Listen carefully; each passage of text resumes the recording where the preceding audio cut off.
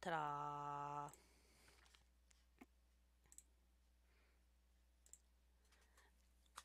And I am just a model of a modern major general. Login and tweet. I'm stabby things tonight because it's been a long day. And I wanted to show you guys I got some cool stuff. I made cool things. There's some cooler things for when people come. And hopefully they will. Because I've had quite a day. And I just made the dog fall down. That's too bad. Oof. Stupid chair. No, over here. Dumb thing. Alright, I fixed it.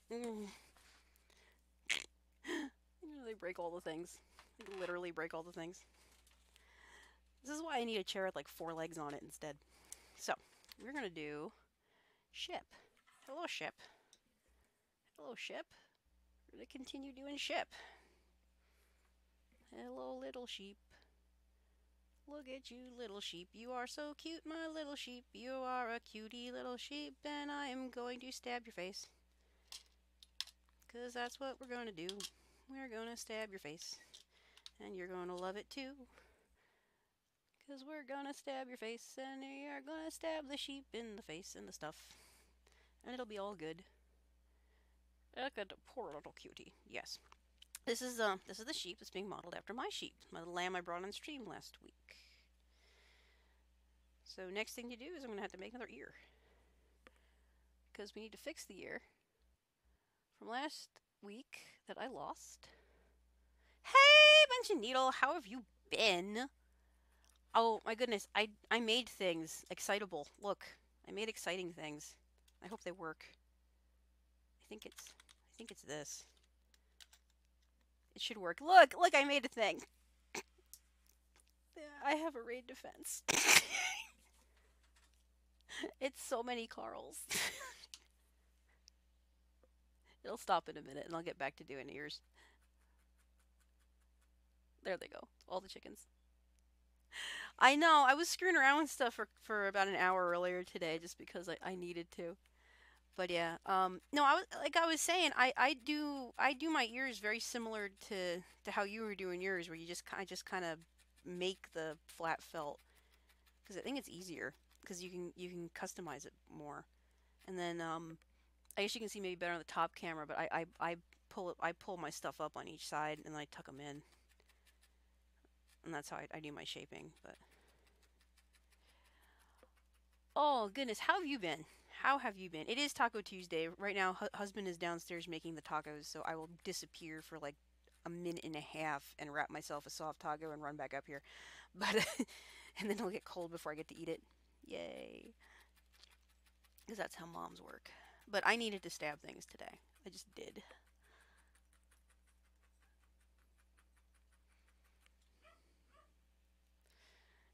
We had a long day. I took Carl with me up to Indianapolis because I needed to. I got a notification this morning from Cole's dermatologist that he is resistant to his infection is resistant to the antibiotics that they currently have him on. So they had to mix up something special that to compound it. And because they had to do a special thing, it wasn't something that I could easily get local, so I had to go get it for him. And I kidnapped my rooster, and Carl went all the way to Indianapolis with us so he could go meet people. Oh, I know. How old is Cole? We don't know really. We don't actually know how old Cole is, because Cole is a rescue. Like all my dogs are rescue. So the only one that we know how old is Boots, because he actually came with papers when his people dropped him and his brother off to the rescue. But yeah, but usually we don't. Hey, how you doing, Hyper? I see everyone was gonna come visit tonight. Awesome. We have a party, which is good because as soon as the tacos are done, I'm jumping to get myself a bottle of wine, and I'm gonna be 3 sheets to the wind by midnight.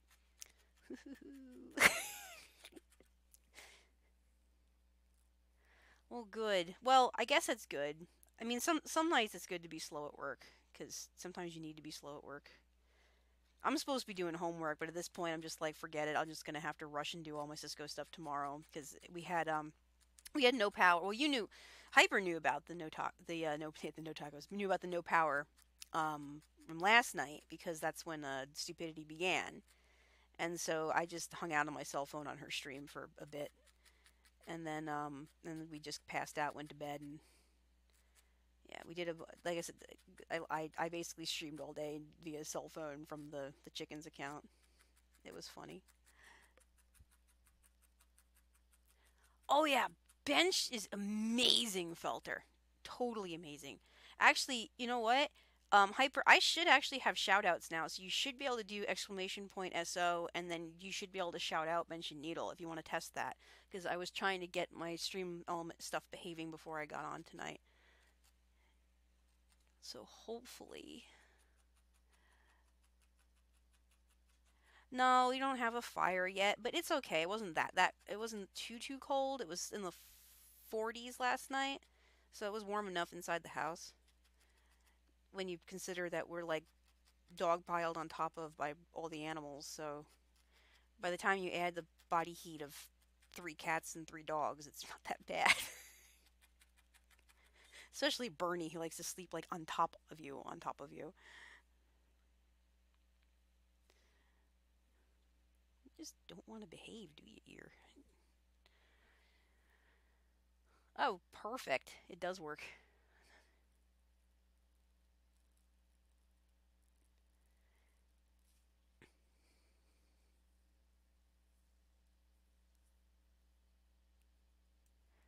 Okay. Well, I think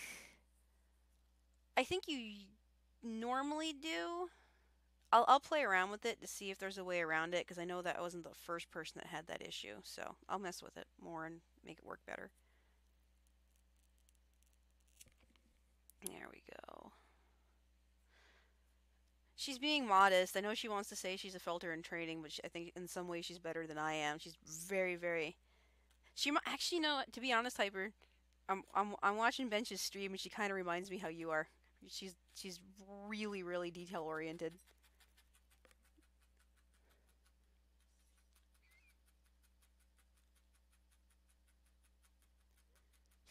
Well, mine are all pretty small. They average about 18 to 22 pounds, so they're not giant dogs.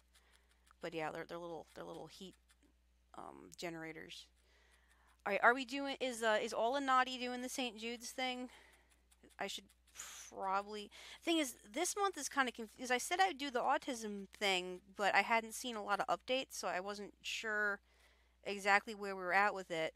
And then I'm trying to debate because there's just April's this rough month because there's so much other stuff going on. Because it's like I should probably do a fundraiser for Cole just because there's no way we're going to be able to afford that even if we like take money out of our retirement and figure that out because Cole's going to be like stupid expensive.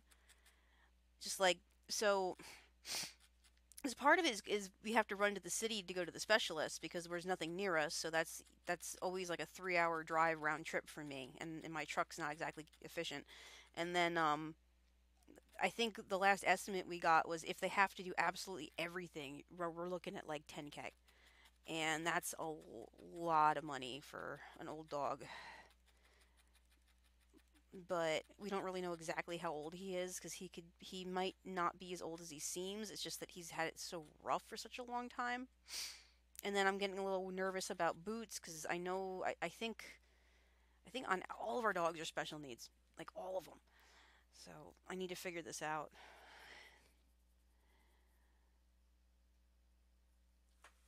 All right, hold on. Well, I can probably fix that.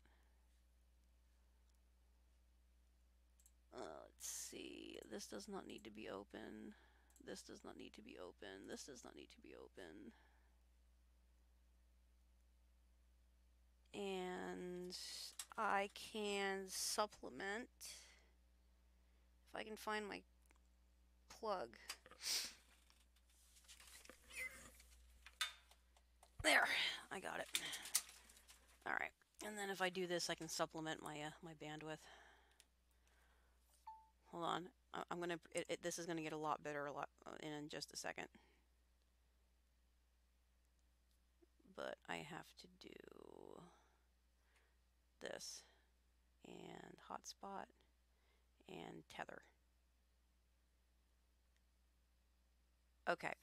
Give that about a minute to connect, and that should improve it greatly.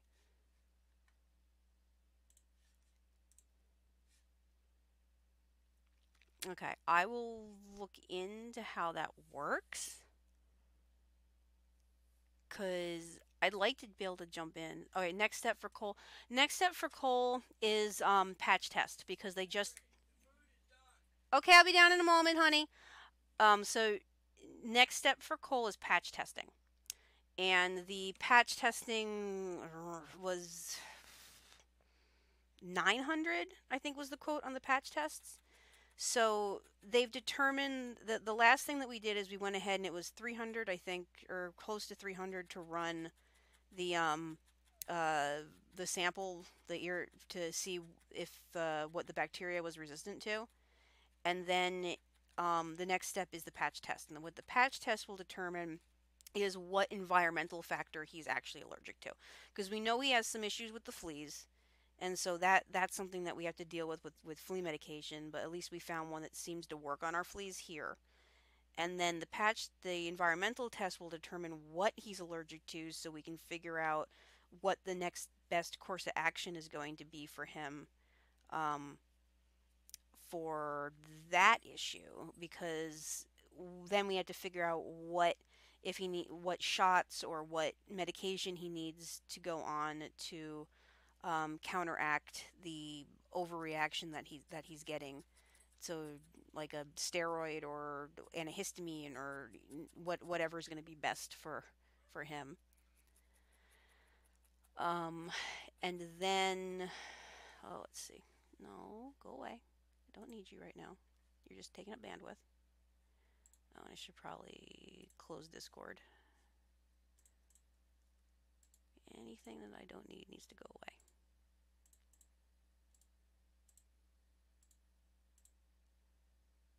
Alright, I'm going to run down and grab food super quick. And then pop right back in. Woo!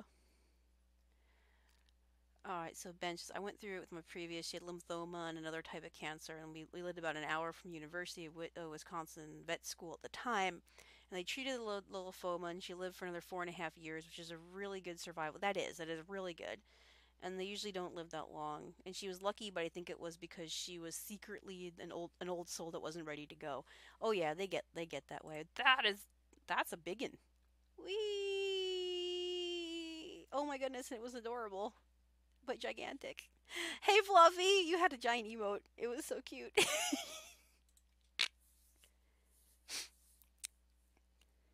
Oh my god, no, it's totally ridiculous. And that's kind of where we're at with him. It's like it's going to be, do we do coal or do we do flooring? And I already know that we're going to pick the dog. So, um and I still feel bad that like with Austin we tried to just treat as we could, and I think that's part of the reason why we're kind of jumping in and gonna do a little extra with these guys is because I still we couldn't afford to do anything with Austin, and now it's just like I don't want to do that again. And it's just so hard because it's like I got to do something, especially when they've been through so much. And he was obviously really bad abuse case, and it's like we just want to give him a better quality of life to begin with. And because he had such a bad first part of his existence that he deserves to have as best a second half as he possibly can. So that's kind of where I'm at with Mr. Cole. Is all right, I'm gonna run downstairs and I guess grab a taco. And I'm going to come right back up and continue stabbing things. Because I know if I don't at least show up down there and take my plate, he's going to get all grouchy. And I don't want a husband to get any more grouchy than he already is, because he did go ahead and make the tacos. And you know how that is. They want to feel that they're been appreciated. And I really super do appreciate that he made tacos. Because I didn't want to do them. Plus, there's wine downstairs. And I totally want to get myself a glass of wine after having to deal with all this today. Because it's a lot to deal with. So I'm gonna go and get food. So I'll literally be back in like 2 minutes if you guys want to just hang out and stare at my gorgeous sheep. And I'm stabbing my sheepy head. Yeah, so this is, I'll be real quick. That's not too bad. I don't know. His ear's a little, well, I'd add a little more to that anyway, but that's not the end. I can still add more.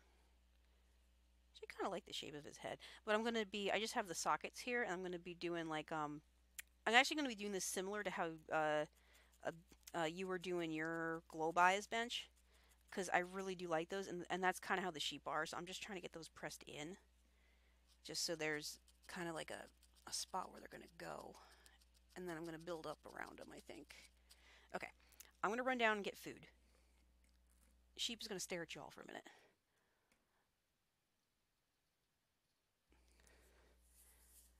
Oh. Yeah, and it is. It's rough. Yes, tacos. I will be right back if you guys give me like 2 minutes for tacos because it's Taco Tuesday. Because I mean seriously, like Taco Tuesday. If you guys want to play, there's new commands. If you want to try to guess what they are, it's gonna be hilarious. Yes, guess. I know this should be enabled for regulars. I don't know who's considered a regular. Hold on, I'm gonna change that. Hold on a second. Can I edit you? You can let me edit you?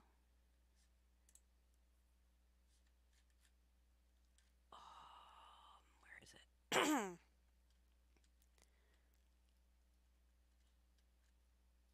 Everyone. He's gonna yell at me. He's gonna yell at me. Don't yell at me. I'll be right down, I promise.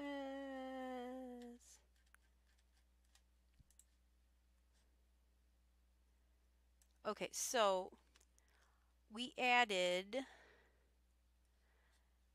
All right, everyone can figure out what Discord is. Oh yeah, I added exclamation point stabby and exclamation point love. I need to add a few more of these. And I think there's a defend now. So yeah, so I added a few more stream commands. I'll be right back. I'm gonna make this pretty quick.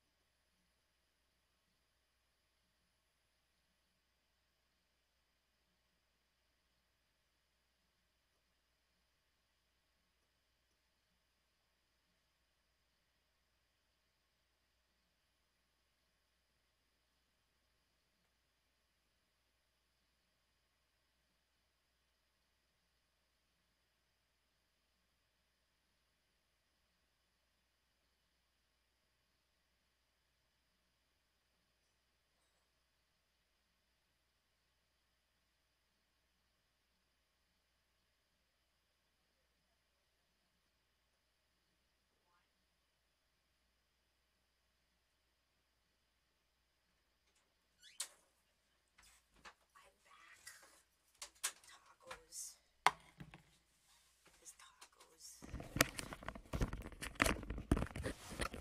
I'm back with tacos. Because tacos. God, I love this Souffloffice Pokemons. They're so cute. All right, let's see here. I need some pink, right? Oh, I'm dumb, and I think I left my my scissors in the car. I seriously made Carl a onesie like on the fly today.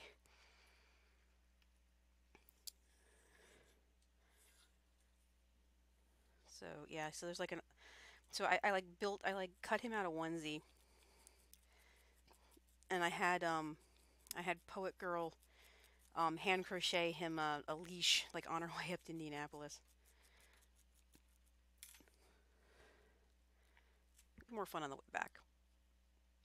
Okay.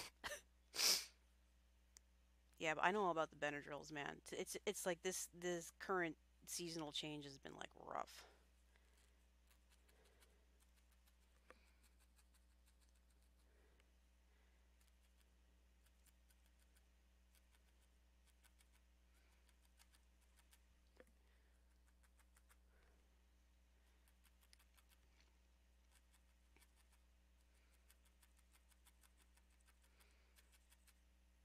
Okay, I think this guy's gotten enough detail now on his head, and now oh, this is gonna be exciting. I get to add like the little his little coat. This is what I've been trying. I've been really looking forward to doing for a bit because I just wanted to get him like to that this point because I'll finish the other stuff later. Because I got this like I got the little I got these, and I just wanted to start getting like the little strips of wool because this guy is going to be similar to how I did the schnauzer where I'm just going to dig it up and out, but I wanted to get these like adorable little curly cues. I love little curly cues, so I want to get little curly cues in there. And now what I was debating what I was debating if I wanted to like just cut a few of these off of Pie too, because Pie's still got some little baby curls. I almost just took some off of the actual lamb himself because I thought that would be really cute too. So I'm gonna go ahead and he's gonna be kind of like this. And I'm just gonna keep layering them. And the kind of cool thing about these sheep too is they'll have really short wool like up here, like under their chin, and then they have like these poofy chest. So it'll be like really short in like this pattern, and then it'll be like poofy. But it won't be like this type. It won't be the curly stuff. It'll be like the straight. So it'll be like poofy straight. And so this guy, I'm just going to go ahead and kind of loosely, which is what Benj is good at, is doing that really loose felting. So we're just going to do like just loose. So we got these curly cues hanging and just layer it, I think. So I think we're just going to layer these guys here and keep them curly. You want them to be that curly. So this is honestly stuff that I've actually learned from Benj's channel.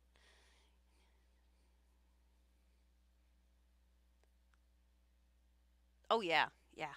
I know I love these locks. These were from I need to look up the breed again, but these were from like a black-faced sheep, and she had these really tight, cute little locks.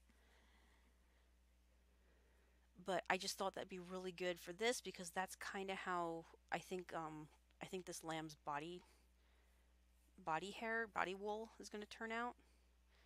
Although I don't know how long. It's too bad it's a boy. And it's too bad. I wish he was a little bit darker, but that's okay.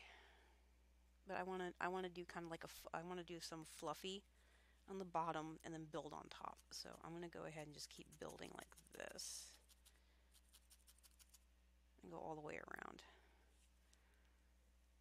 I want to get a nice balance because then the last thing I need to do for this set that I was working on, because these are all the ones that are going up on Etsy right now, so these are like templates for when I do more in the future, and the originals will be available right away. um, but I like having at least one up there for commission based so people can kind of see, you know, kind of what a finished product is going to get.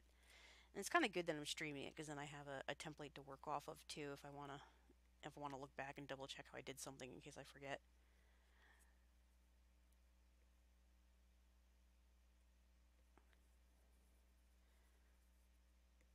And this is the stuff I done a little practice with, where I think I microwaved it.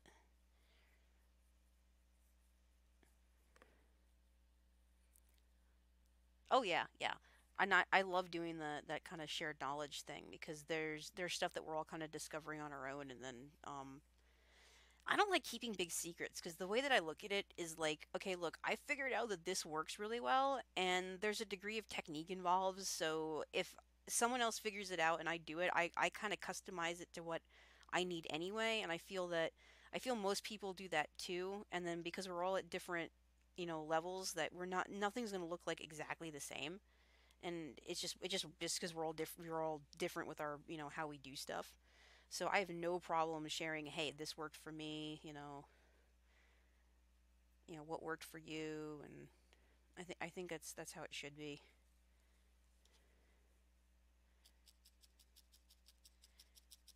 Especially with stuff like this where it's like, wool wool's an animal product, so it's never going to be like 100% consistent.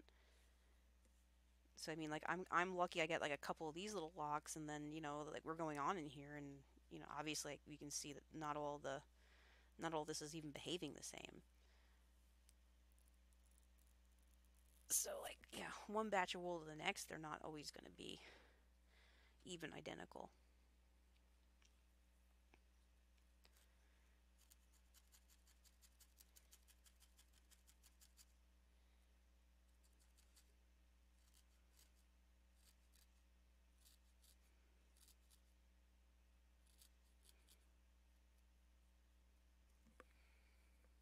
Yeah, well, it's thing. We should, like, we all everyone, everyone's got their little bit of a specialty, and we should all be able to learn from each other. And we will. We're gonna dominate all of Twitch with our stabbiness. There's gonna be so much stabbing. I think it was Carbon Phoenix. We were joking around about that too. Is we're gonna do hookers and stabbers clubs. It's like, then we'll all get kicked off because the TOS won't get it. Oh yeah, no, exactly, and that's what's neat about it, which is why I actually kind of really like seeing, like, right now I'm twisting this because I'm trying to get the curl tighter, and I don't know if it's going to stay or not. It probably won't.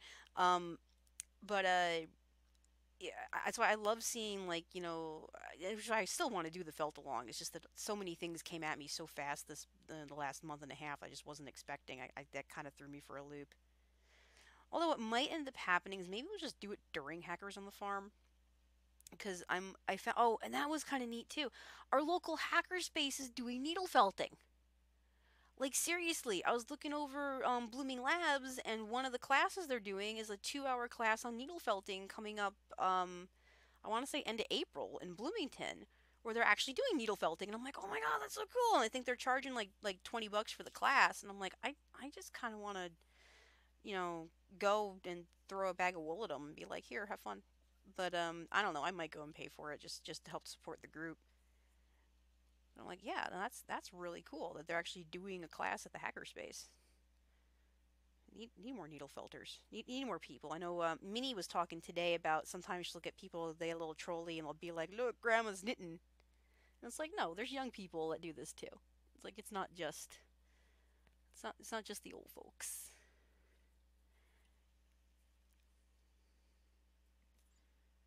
It's not just the old people.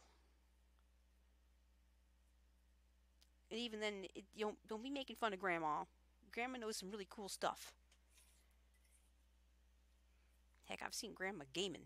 I've seen grandmas can whoop some of them people's butts. That's always what makes me laugh the most too, is when you get them grandmas. You get them old grandmas been playing since the beginning of Atari, and they get on the Xbox and they'll talk crap. Those are the best grandmas. Oh look, I made it curly. Okay, hey, new. Okay, Benj, did you see that? This is new technique. Broken felting needles. I made a new thing. Look, broken felting needles. This is how this works. Twist it, twist it, and then spin it around the felting needle. So it's twisted, so it's kind of loosish, and then this is what I just did.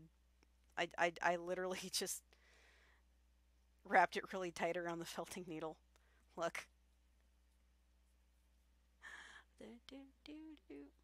Watch. Watch what we're doing this now. And then I think what I did on that one is I kind of twisted against it so that it's under pressure, and I held that. See, I'm holding that there, so I got it. I got my grip on it, and then let's see, push that off. There we go. Oh, look, it kept it. It kept it wavy. I love that. See, it kept it the waviness. Perfect. We created a new technique tonight. Everyone, new techniques. Use dead felty needles to make locks. I'm gonna fold that in half and felt with it. Good. The whole thing now is gonna be locked like this. That's great. We made a new thing. Okay. I think I can do it while it's already on the thing too. Cool. So if you want to do a quick little lock and you're not planning on undoing it, looks like we can just wrap them. So it looks like we can twist and spin them up just like we do like ribbons. I'm gonna wrap that around the needle.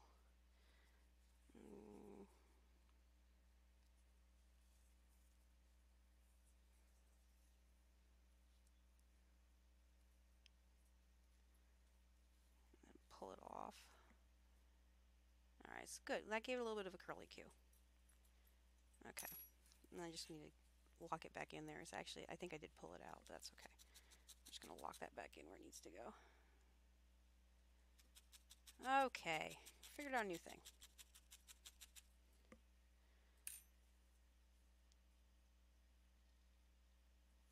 I'm just going to keep adding that. Which actually, that's not, I wonder if that'll work with the white wool too, because if the other wool will also hold. That might be a thing.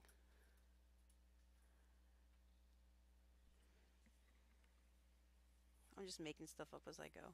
That's how that works. Alright, so I'm twisting, so we gotta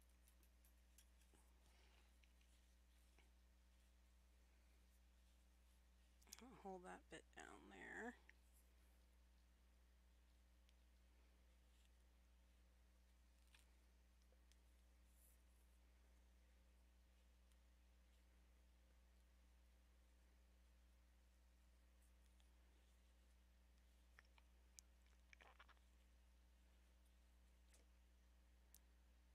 Alright, pull that kind of tight and then zip off. Alright. There. And that kind of kept its curly Q too. Alright, cool. So if they need to be reset, I guess that's how we're going to reset them. I gotta be kind of careful because I did put an armature in this thing after the fact because I wanted a little more stability in the legs. Yeah, it looks like you can put a little bit of curl in here.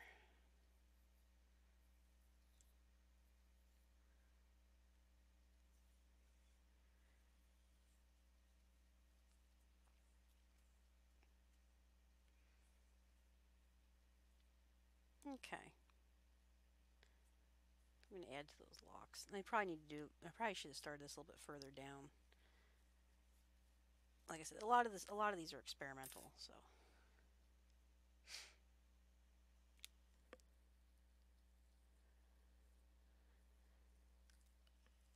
Oh.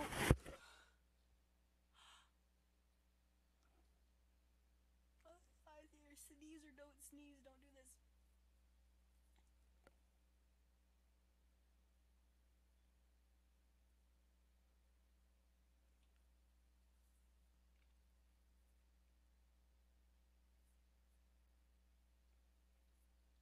Yeah, I think it works better on the needle.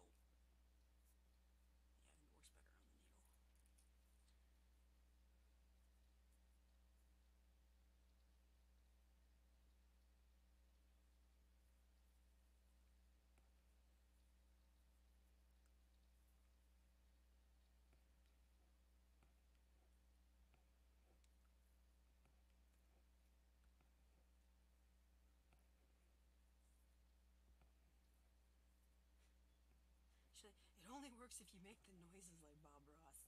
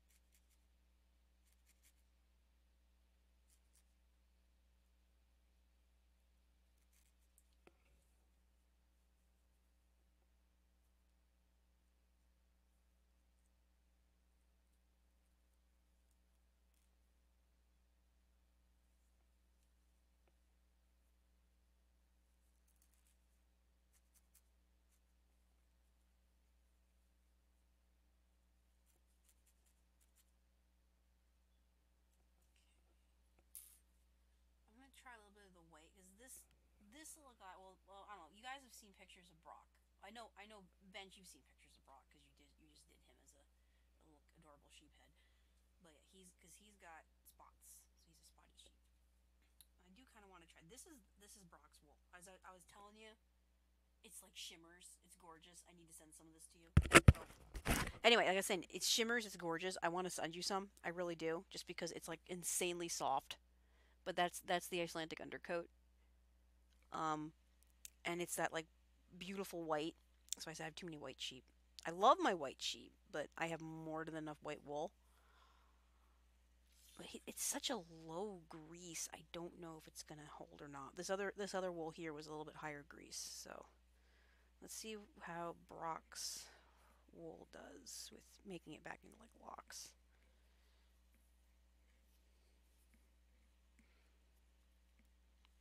I might need more of it because it's kind of a thin. It's like baby fine. We'd probably have to spin that kind of thick if I spun it.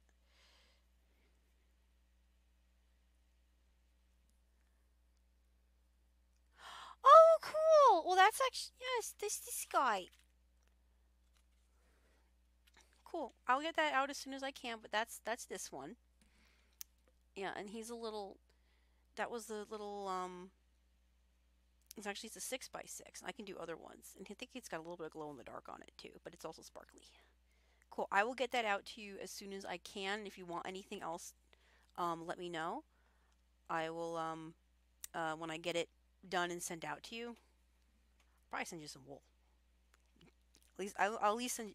At least want to send you some a little sample of Brock's, just because I think you'd have some fun. And look, but the color. I mean, seriously, I'd love to see what you'd be able to do with that. Cause look at it. It's like shiny. It's really pretty.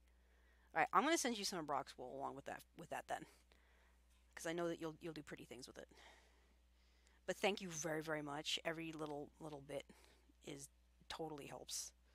Totally helps, and that is like awesome. I know. I love his undercoat. He may be a little bit of a brat though. He's so funny. Lauren still loves him. Technically, he's still his on paper. He's still their sheep. Because it's really expensive transferring the registration because you have to like become a member of the Canadian um, sheep club, and it's like $60 a year for membership, which is like nuts. And I'm like it's like significantly more expensive than that what it was with my dairy goats. So I probably won't be selling registered offspring from him anytime soon. Okay, so if I do his, we need to spin like that and then wrap it the other way, I think.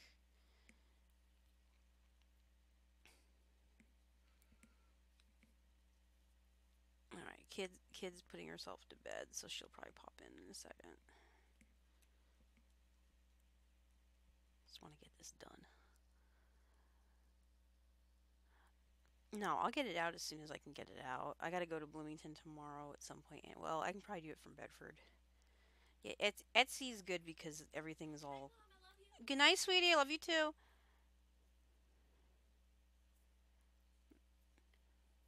Okay. And now can we do? Oop, whoa! It just like popped off of our. All right, so it doesn't hold crimp quite as nicely, but you know it doesn't matter because it just needs to be like that. Usually it's the top coat that gets more crimpy anyway.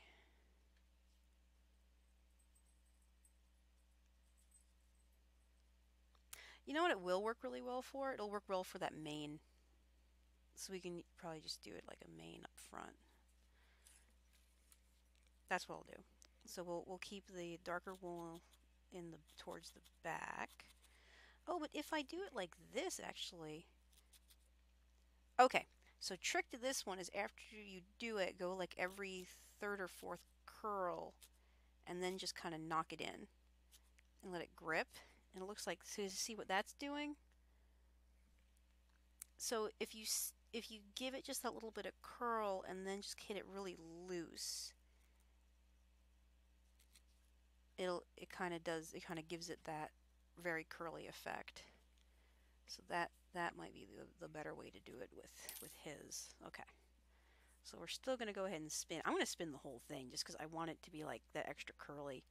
I'm still trying to figure out how that one filter did. I'm trying to remember what her name. The one that did like those like the crazy little curly Q sheep. It was so cute. I think that might have been what it was. It might have just been spinning it like this and then just knocking it, kind of loosely like that, and then just knocking it in. Because see, it's giving it that effect. Because then if I just go here and do that at the end, that's kind of bunching up in on itself anyway. Actually, that's not a bad effect. That's kind of cute. Because that's just what we're kind of shooting for, right? That's interesting. Look, it's an experimental sheep. We're experimenting. It's okay. Sometimes you gotta do that.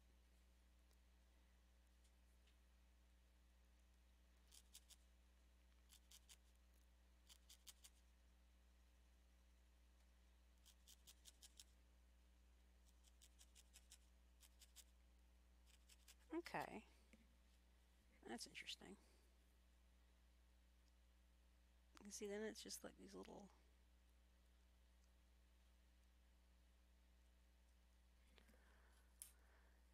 Oh yeah. Well, the way that they are, and this is okay because it's like double cut stuff. So I mean, this is no good for spinning, but for what I'm doing with it, like it worked. It was fabulous for the schnauzer.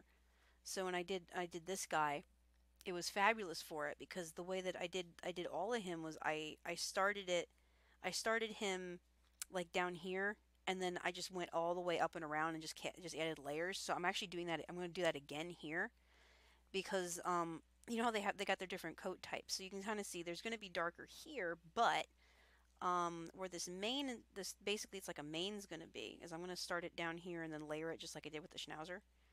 So what I did with that one was I kind of got all the fibers aligned the best I could, and then I just did it in layers. So I'm going to do with this is I guess try to do it again. So I'm going to try to get all the fibers aligned.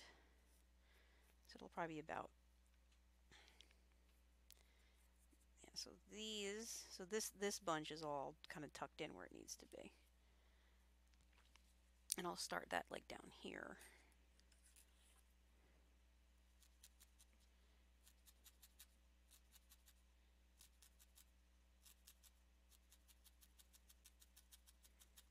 This is what ended up taking me so long to do the schnauzer, is I just kept doing like this like crazy detail work.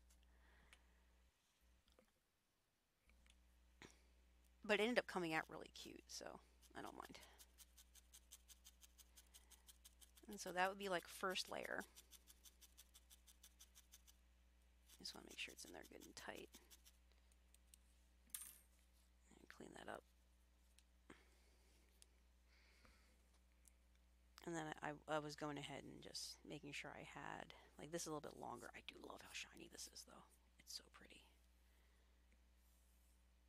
And then the longer pieces like this, I was folding over. So I was taking them and I was doing like here. So I would have right about the center and figure out approximately where we wanted to go. And I was starting them by keeping them pulled kind of taut.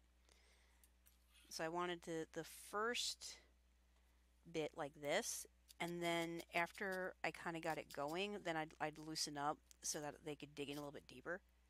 And I was finding out that the heavier, the coarser needles were a lot better for this. And then see, I was kind of easing in by kind of squeezing in so it can really. Yeah, so that's what I was wondering, if she was like spinning it and then just knocking it in. So I knocked these guys in. I got as much of this in as I could for where effectively the middle of it. And then I was folding it down and kind of relaying them flat. So it would then come over like this. And then I was just popping it up just a little bit so that this was like the next layer. And then letting that kind of dig in a bit. Just so it made sure that it kept laying in the same direction.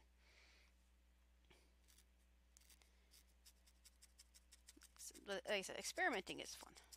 I like experimenting. And because down right here where I've started it, you can see there's two different colors already because like where I got his legs are like that darker color. And then anything that was like iffy, like if there's a little bit of dirt on this, but that's okay. I don't mind. I'm gonna trim this off anyway. So then it starts like this, and that's gonna go to about there. So it'll be poofy. But I'm also gonna lay in that other color here. So let's see. I have this a little bit fluffier. So we're gonna take some of this fluffier. And I should probably run downstairs and grab a slicker brush, but I think I'll just do this with my fingers for now. So I'm actually pulling out, a lot of this is like undercoat almost. I can still reuse it, so it's no big deal. But I want to get them kind of straight. I'm going to do the same thing here. So I'm going to go ahead and line that up a bit. Yeah, probably about there.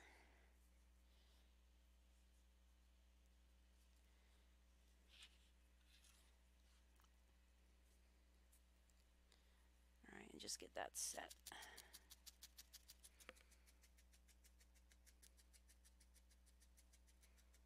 Yeah, so I'm going to go ahead and do here. And then fold that over. A little bit poofier.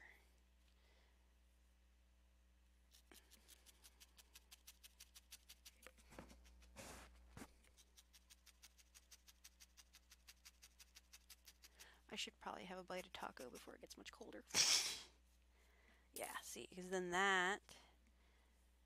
because then that blends like here. So I'm going to go ahead and we'll do dark on these sides, and then we'll poof out the test. I'm going to eat a bite of taco. Pardon my bite of taco. Oh, don't worry, I'll mute it.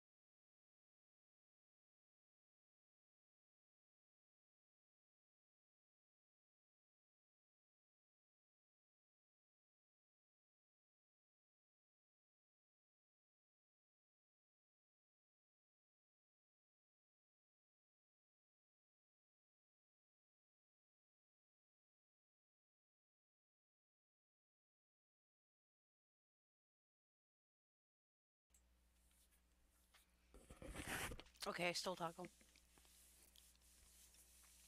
Okay, so back into this.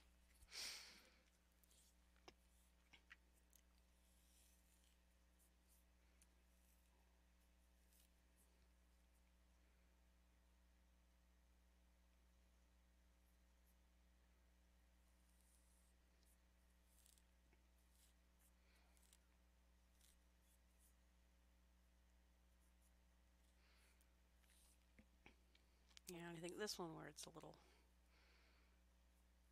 we'll jam that in. Let me save so much. Put that underneath.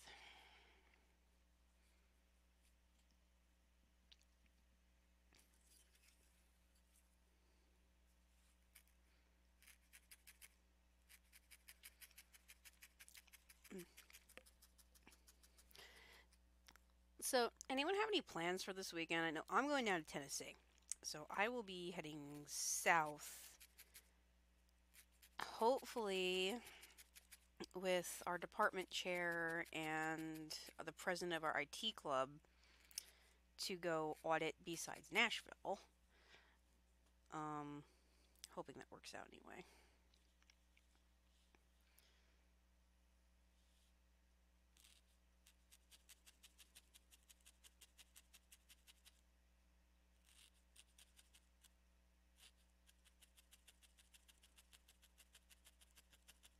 Come on, get in there.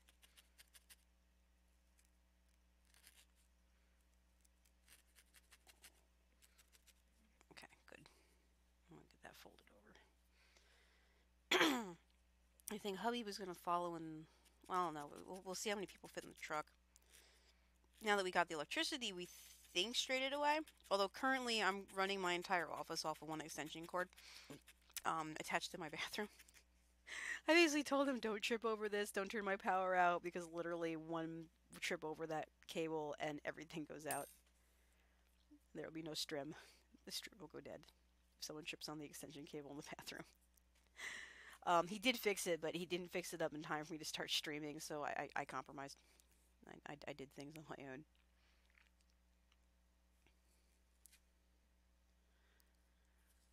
Okay. Again, just kind of pulling this out so everything fits together. Do do do do do do do do do do do.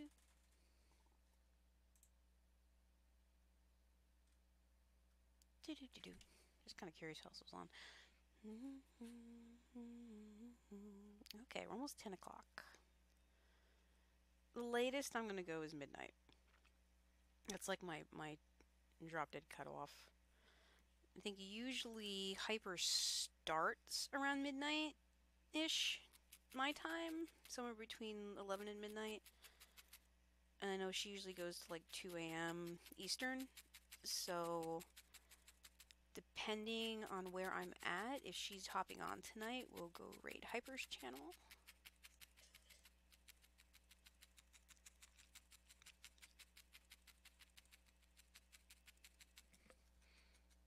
Oop, I need to refocus camera. There we go.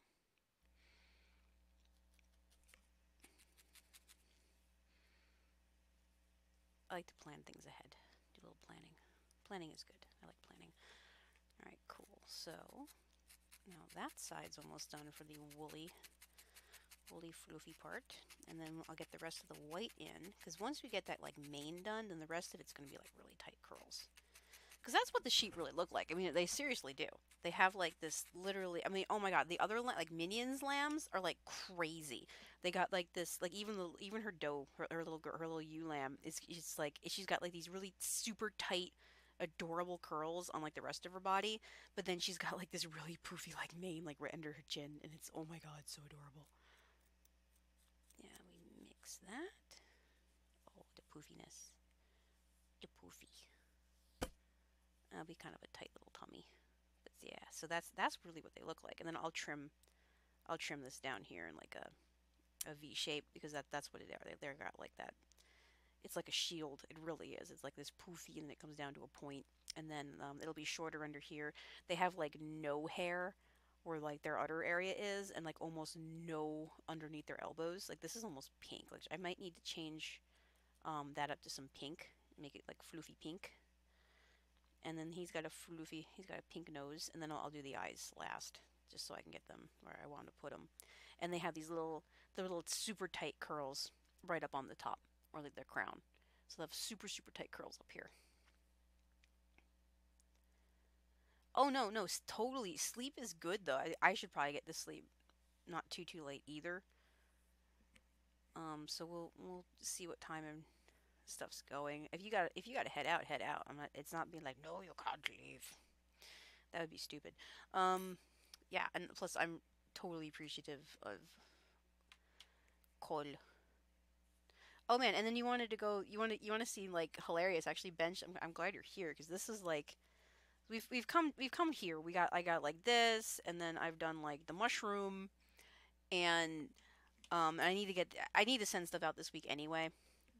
I finally got the pricing for how much it's going to cost to send this to Canada. It's like 25 bucks to send it to Canada. So this is like the newer stuff, you know. After doing this for like a while, and just like, you know, more experimenting and things, and they come out like this, and you know, all these little cute things. But this is one of my really super early ones. So this guy, this guy was like one of my earliest ones that I did, and that was like one of the really early schnauzers. And there's like, I can 1,010 things wrong with it, which, I mean, it was really cute and stuff, but it's just kind of like, he's kind of all over the place, and he's very squishy, and you know, that's just a little quickie. And then we ended up going to like, we get to here where, you know, they get a little meat, and then they're a little more structurally correct, and Although I think I like the round eyes better. So I've done like both. And then they got more detail. Like that was just wrapped and like thrown on, but this one he's got like individual hairs. So I mean that's where everyone's got to come a long way. Oh, I know Tofu's been so silly lately. So yeah, so like that's like when I first started just trying to get stuff together, and then this one's got all individual layers, like every single individual hair. So we try to tell to a lot of people. It's like, oh, I'm not like, no, no, just keep playing with it and practicing and doing stuff. Because I've actually pretty, I'm pretty happy with the difference in how it's having coming along on it. So I found that one the other day, hiding in one of my camera bags. Oh yeah, it's still cute, but I think I kind of like the individual hairs on this guy better. So all your stuff is adorable. I want to hear it. And so you're just short haired. You had some fun with this one. Now we're gonna go back to sheep, and you need to go to Canada.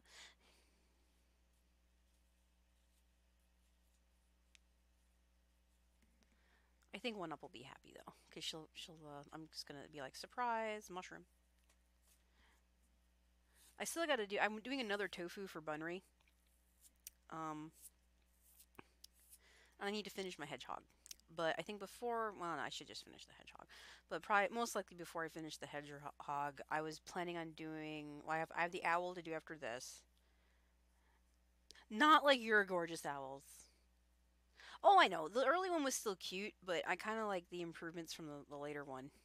Just because, but it took me a lot longer though. I mean, that first one, maybe an hour and a half tops, and the other one you're looking at like 30 hours of stabbing. So it's a completely different, it's like a different process.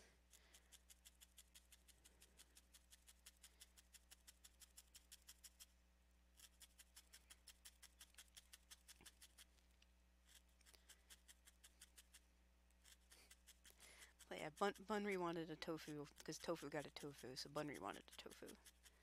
So I'm gonna be making Bunry a tofu. Bunny.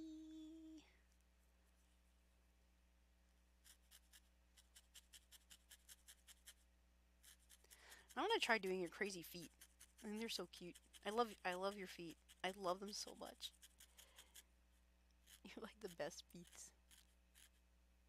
Plus, I think you work a little bit bigger than I do. Although, what's on, um, what's kind of on the my project list that of like stuff that I want to get to is one of them is the dragon. That's gonna be a for me project because I want to finish a couple of these for Etsy just so I have stuff up there, and then I want to get to the stuff that I want to do for other friend streamers. And honestly, if you know what I'm kind of waiting to see if you come up with like actual logos of stuff, because then I'll just do one for you too. And then because because Mini Burger, that's her brain slug that needs to go out because it's the brain slug with the pug on top. I just thought it was really funny because it's a brain slug and I threw the pug, so it's a brain pug and slug. So Mini is gonna that needs to get sent to Mini. That needs to get sent. This one needs to go to One Up.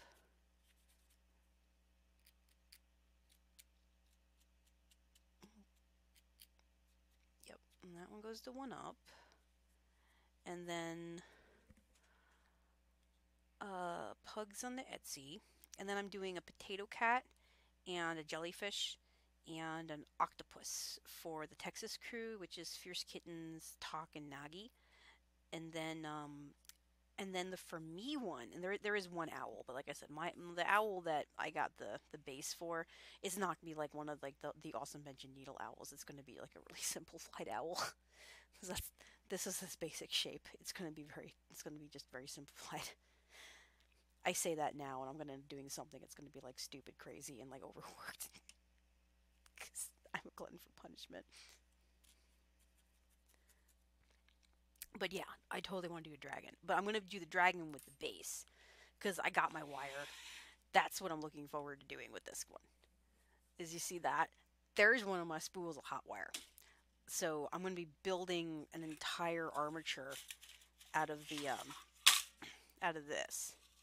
And I'm going to have probably to grab another pair of my work gloves because it's a decent, that's what I use for a lot of it, is I got this and then I have some jewelry wire depending on what I'm working with, and I might get some clothes hangers, but it's going to be it's going to be a bigger dragon, big like wings and stuff. So yeah, that's going to be like a big project, which will probably end up being like a quick project because apparently the bigger you make them, the easier they are to work with. That's one of the things that we've also kind of discovered with this stuff, is the smaller they are, the longer they take to get done. The bigger they are, the quicker they end up getting finished.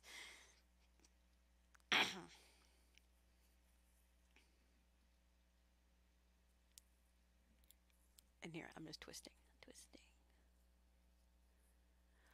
I hope so. I did an owl for Eris Happy Leaf, and so she got like the first owl that I ever did. Um, like I said, a lot of the ones I do for other streamers, I'm doing them because I'm experimenting, and so it'll be like they'll get, stuff that I'm just kind of giving myself as challenges, and then kind of build on from there. Yeah, I think we're gonna go ahead and.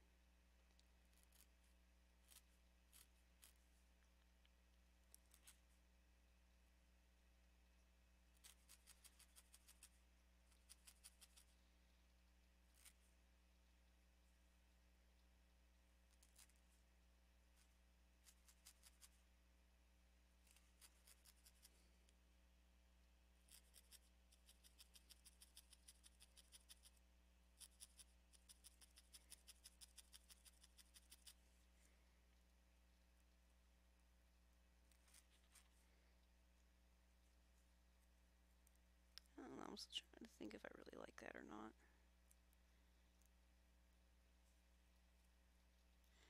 If I do them that tight, I feel like they need.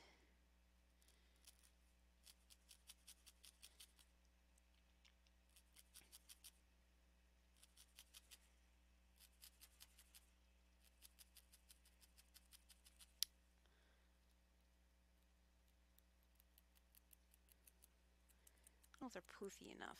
So I want it to feel like there's enough volume. Because some of this is looser than others, and some of these are like actual curls. So I guess I had to figure out how I wanted to play together, or how much I wanted to play together.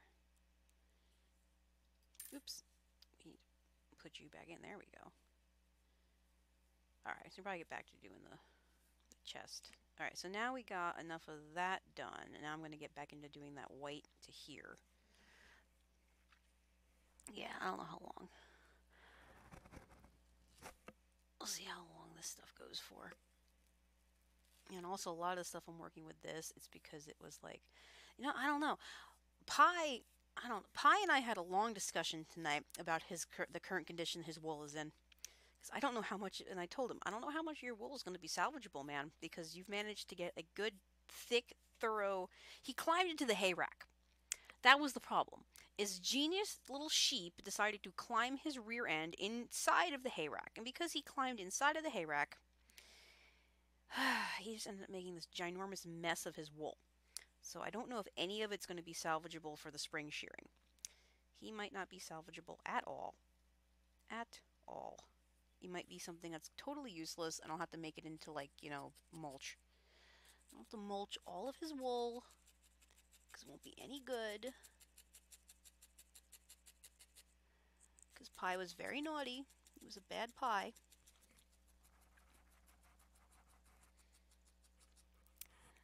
But we had a long discussion because he came over and he wanted me to scratch behind his ears. And I kept looking at it and, like, I think that this might be completely not salvageable. But it might be too. I just might have to do with what I'm doing like this, because honestly, there's a giant knot in this.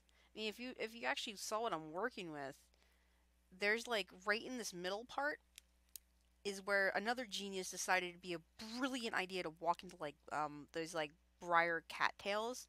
So if I pull it straight out, I'm basically like combing it as it goes, and I'm able to pull the good parts of the undercoat. But there's a lot here that's going to be completely unusable just because there's way too much vegetable matter, which would make it completely useless for spinning. But for felting, I can kind of rip these out in chunks, and then they're just no good. But I can still use a bunch of it. So I'm kind of just yanking it out as it goes. So I don't know. I'll have to after I get Pie sheared. I'll have to see how much of his wool is actually usable for the spring, and how much of it's just going to be junked. At least I'm not worried about spinning it into yarn, because if it was supposed to be for yarn, it would just be completely unusable. Because he totally, seriously, he like climbed in, he like got himself stuck in a hay rack over winter because he's dumb.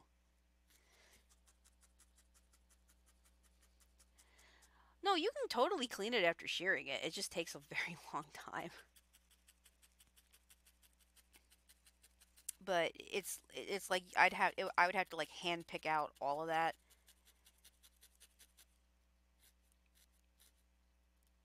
So that's why I'm kind of pulling out what seems to be good as I'm going, because I don't like wasting it.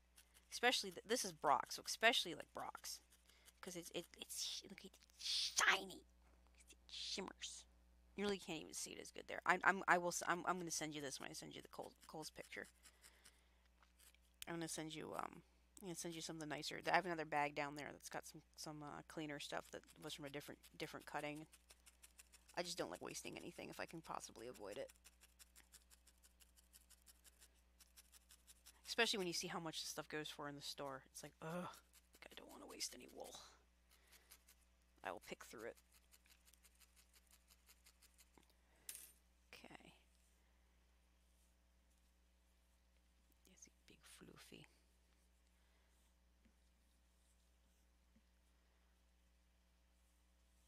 Cool. So we'll get this guy. Oh, and that's gonna come right in.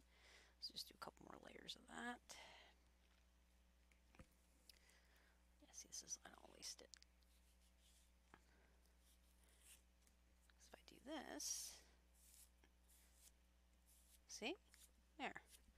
So you can do that and still fold it over. It's still useful enough. You're gonna do it in layers anyway. Layers that you're gonna see, layers you're not gonna see. And it's gonna get trimmed, so it's okay.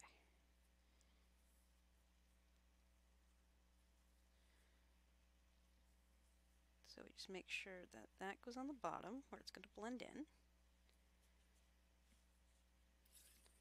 And then we're going to fold it over. And once it's folded over, it does not matter.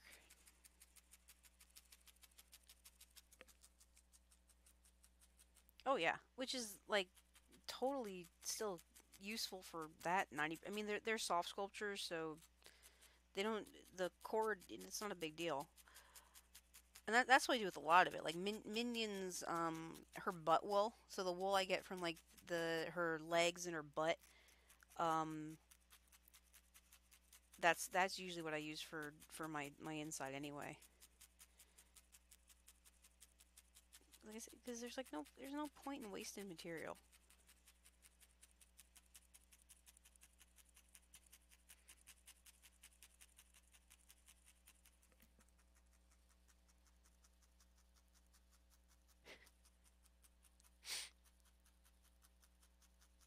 Oh yeah, and I love that, I get to actually use the wool from the sheep. In fact, this one, because it's kind of that one little ram lamb, I'll probably go and take a little bit of wool directly off of him at some point anyway, and I'll probably add it to the piece just because I think it makes it a little more special if it's representative. Besides, unfortunately, because he is a ram lamb, probably aren't going to keep him. So what's most likely going to happen to that one is he'll probably be sheared before he goes off to freezer camp, either to auction or here. So that way we keep as much as we get as much use as possible. But in the meantime, he's going to be spoiled rotten because that's how we do it. It's like we let him, we want him to be as spoiled rotten as possible until it's time to move on to the next thing.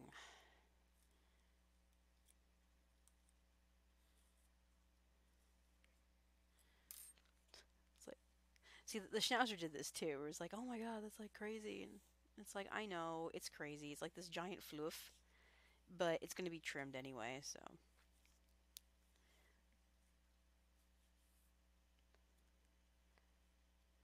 It's so fluffy.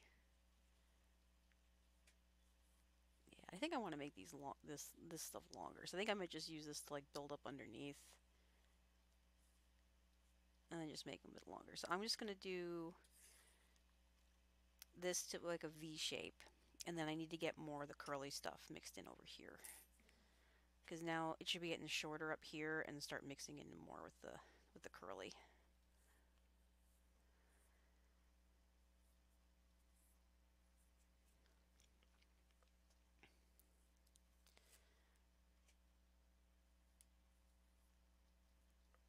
All right, see, I'm gonna start mixing these two together,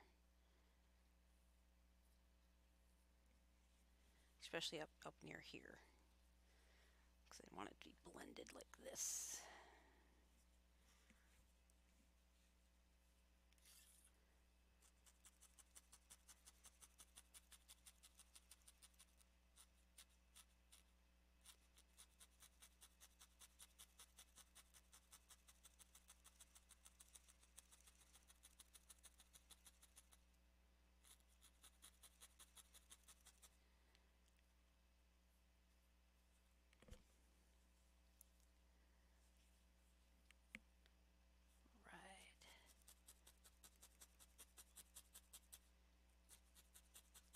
Right. And apparently I have another 90 days or so before I need to finally decide if I don't want to do EMT or not. And I called the state and they're like, oh, well, if you missed your reissue date, you have 100 and something days to go ahead and get your stuff in, but then they charge you like 150 bucks. So I'm like, all right, whatever. But you can just pay for it and submit all your paperwork, and they'll still reissue you your licensing. So I have a little bit of time to take a break, and then I can just go get it. I can get my stuff reissued if I want.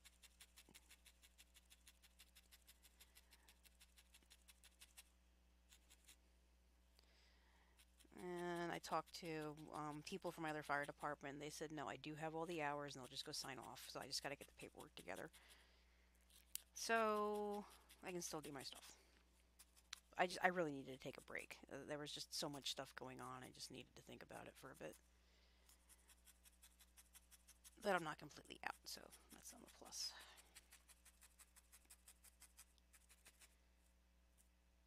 Okay, that's better.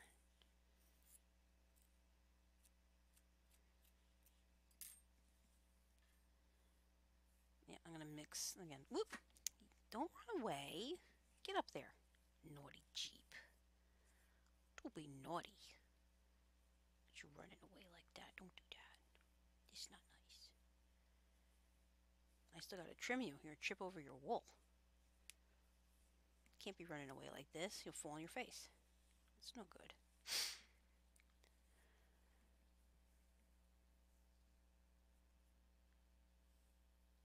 Yeah. So I'll probably re-up my stuff. I just won't do it like right this second just because there's so much stuff going on. And I did get a it's technically it's a summer internship. I know it seems like silly because it's like, well, but you've done this. I'm like, I have, but I haven't done it locally, and mainly it's just because I really need an in to get like a job.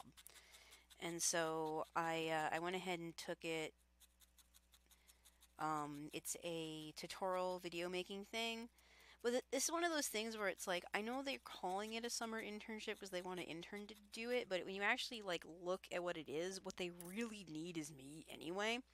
Because it's the way I look at it with internships, usually you assume an internship is like, okay, you're going into an established company that's been doing this and training people in it more like an apprenticeship for a long time, because that's how I always assumed internships were. But what this actually is is it's a company that's never had this position before. They've never done training videos before. They have kind of an idea of what they want, but no one actually has any video or production experience, so they really don't know how to do it.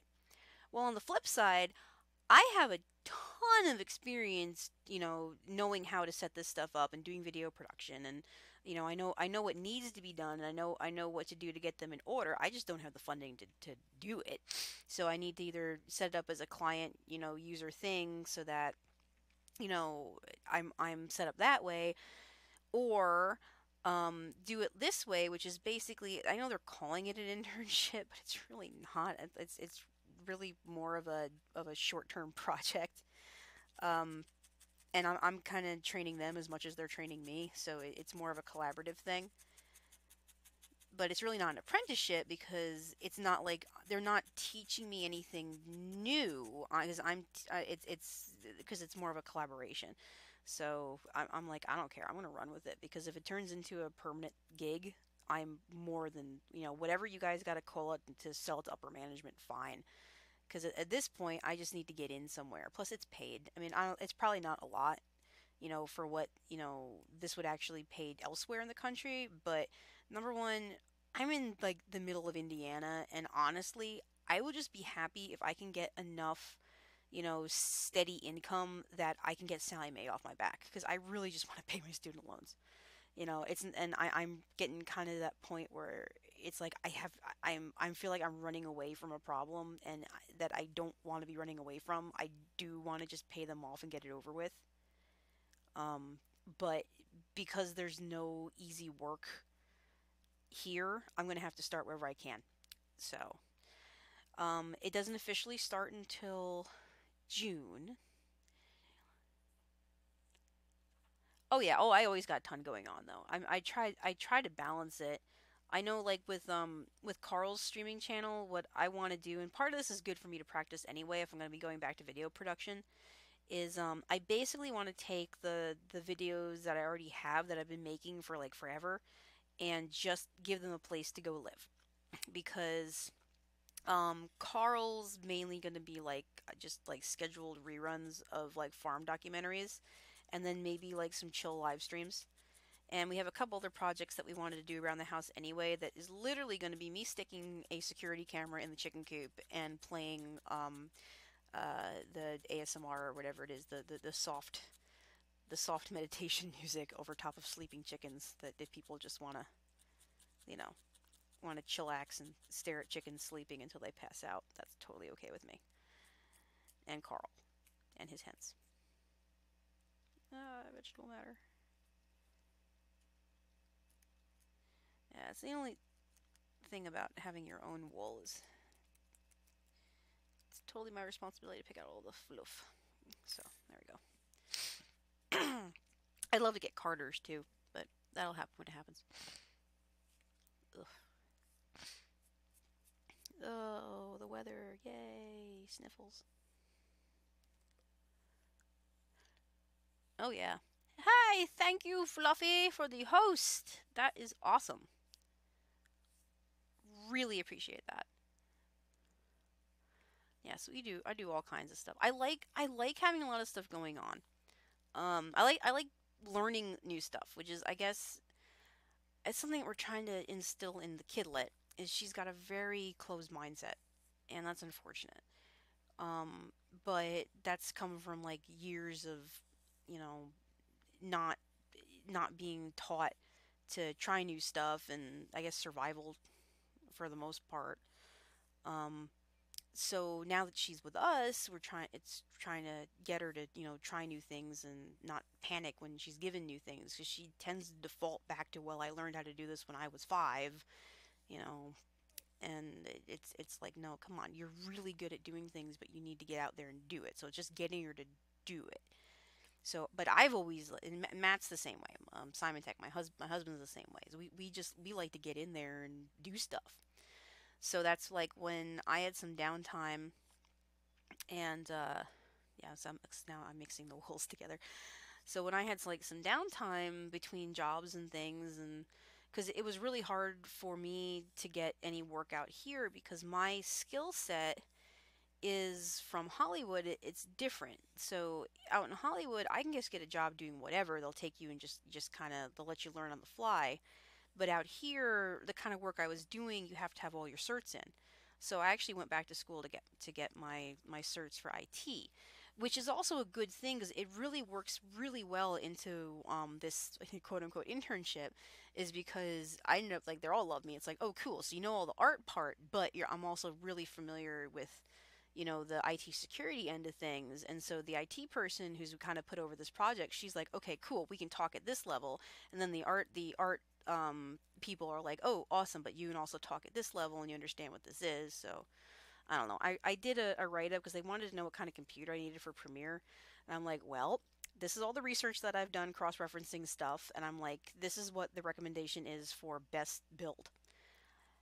FYI, we're not going to be doing nearly the kind of stuff that they're necessarily testing on, so we could probably get away with a lot less.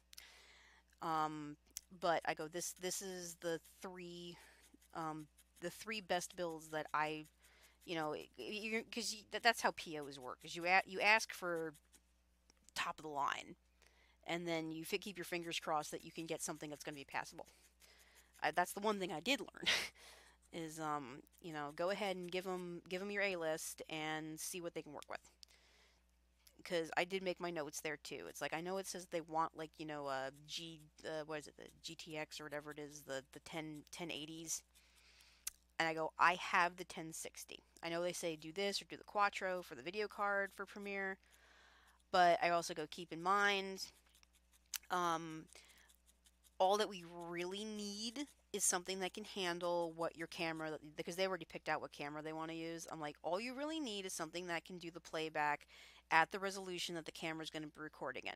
I go, part of the reason that they're recommending these, like, 8 or 10 or whatever it is gig video cards is because they're saying, well, you need to have this GPU in order to play back like 8K or 4K. And I'm like, we're not running in 4K.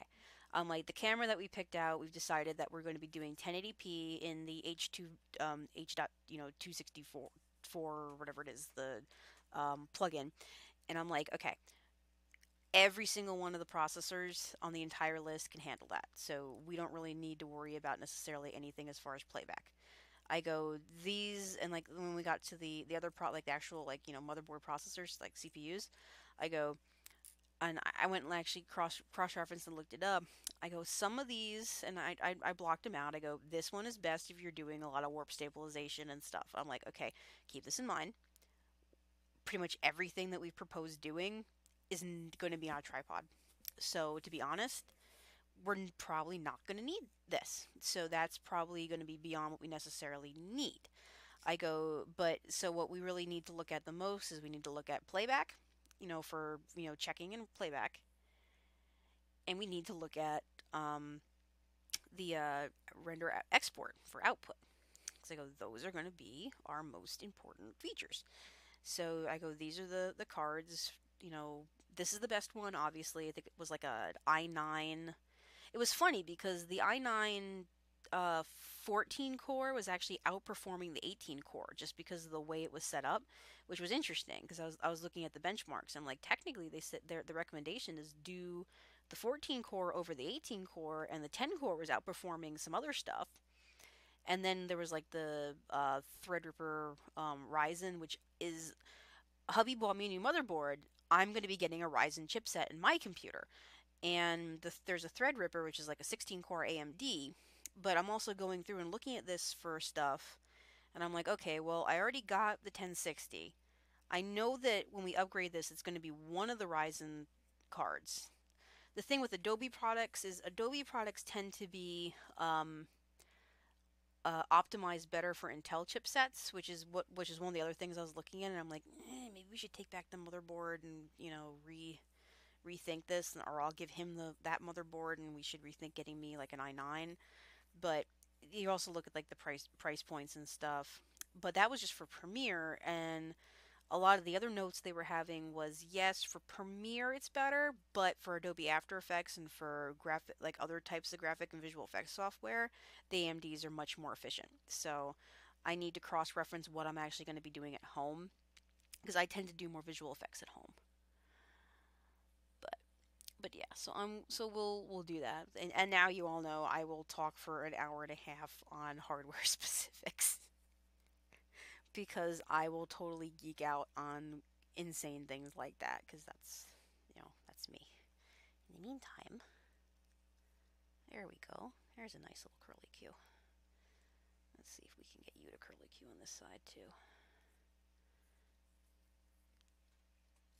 Come here.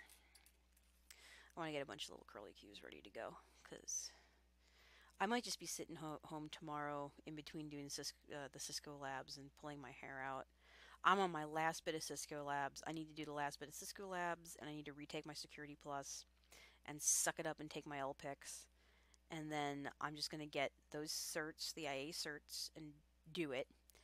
And if I end up not needing them and working full time at this other job, if it becomes a permanent position, so be it.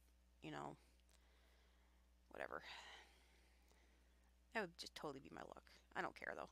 Either way, I'll be happy because it's all stuff I really, really enjoy. Like, I really, really like networking, and I really, really like doing graphic arts, and I really like doing video, and I love doing this on the side. But that's kind of what we had decided is focus on the sheep, you know.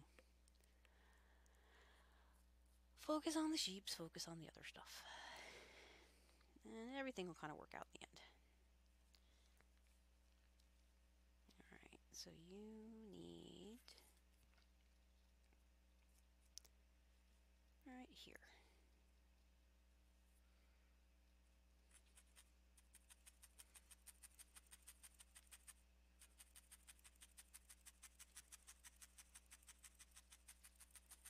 There. See, that's what we're going to do. We're going to go ahead and bring that main in and have some cords.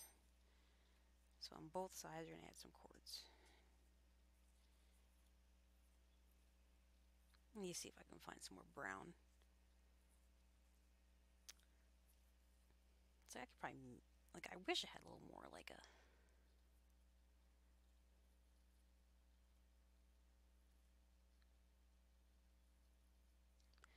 Well, I can do lots of stuff. I mean, I don't mind homes like the at home stuff. That's kind of why I ended up, choosing my sheep over my goats. Is I loved my goats. The goats are like big dogs. They're really sweet, and they'll come up and cuddle with you, and they want to get petted, and which is why I hated giving them up, but like even right now, Lee's got them all, and he hasn't sold them yet to anyone else because he's actually using their milk and stuff. So, they're fine where they're at over there. They're back with their original herd. They most of those goats know each other, so it's not like the goats aren't suffering at all. Plus they got Lee and his brothers, and anyone Lee brings over that's in the 4-H goat group that needs goat project points. He'll take them in, and they'll work with his animals. And then so that's fine. And then my my sheep are a little more self-reliant. They're a lot easier to handle and to keep if if I need to run out of town for the weekend. It's not like the end of the world. I can oh, she reminds me I need to get a hold of Lori, let's see if she can come over and water the rabbits for the day and a half are going to be gone. But you see, that's easy stuff. It's like, hey, could you come over twice a day and let the dogs out and make sure everything's got food and water? And the rabbits are much easier. So, and then the same thing with the sheep is I have them all in one spot right now, so I can pretty much just roll that round bale over to the fence and they'll just eat because, they're sheeps. And as long as they get, actually they don't even need grain. They've been getting treats. Of course, if you talk to them, they're totally going to be like, we need it. We're going to die. We're dying. Feed us, which is bullshit because sheep can totally survive on just hay and water. It's a mineral. But I spoil my sheep, so it's my own fault.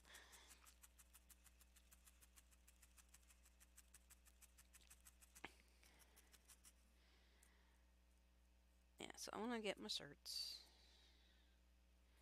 I'm gonna spoil my sheeps.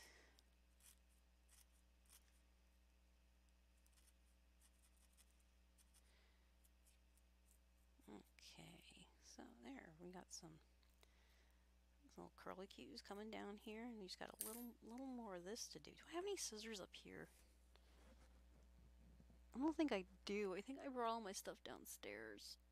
Which means I'm gonna have to go get my scissors out of the truck. Oh well, that's okay. I can do that later. In the meantime, I'm gonna keep floofing. Now we're gonna use these because they're straight. Alright, cool. So I'm gonna finish. I'm gonna mix this guy up and hopefully finish this this little bib.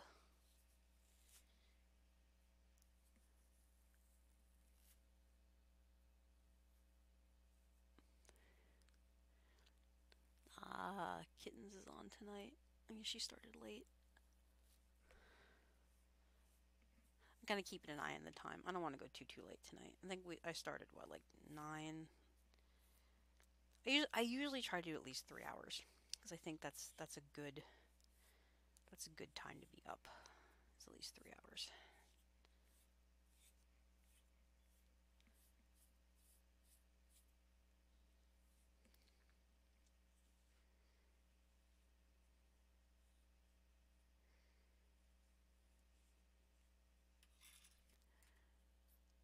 No, never hurts to have the certs.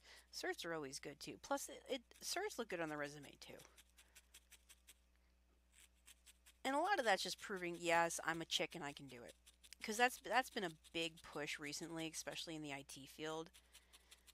You know, and I personally believe that certification is a good thing because like this, especially the Cisco and the CompTIA certs, they're not asking what gender you are when you pass them.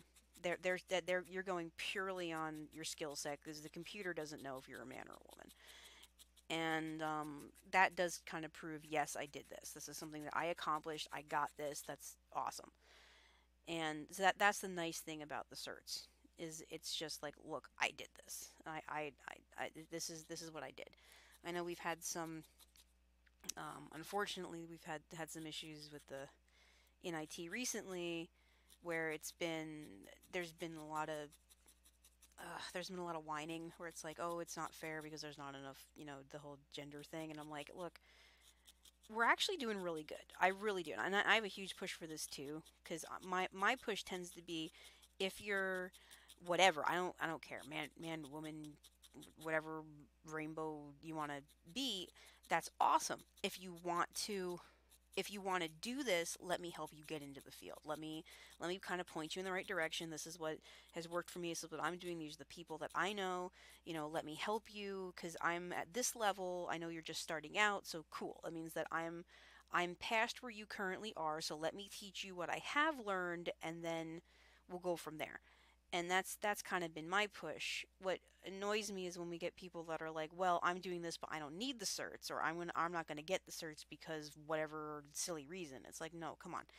If you want to do it, I don't I don't like the free giveaway thing. I'm like, I would totally want to help people get there, but I don't want to just be like, well, I'm not going to hand it out because you're XYZ. I think you need to, you know, show some initiative and let's get in there and let me help you do it, or let me introduce you to people who I know will help you do it.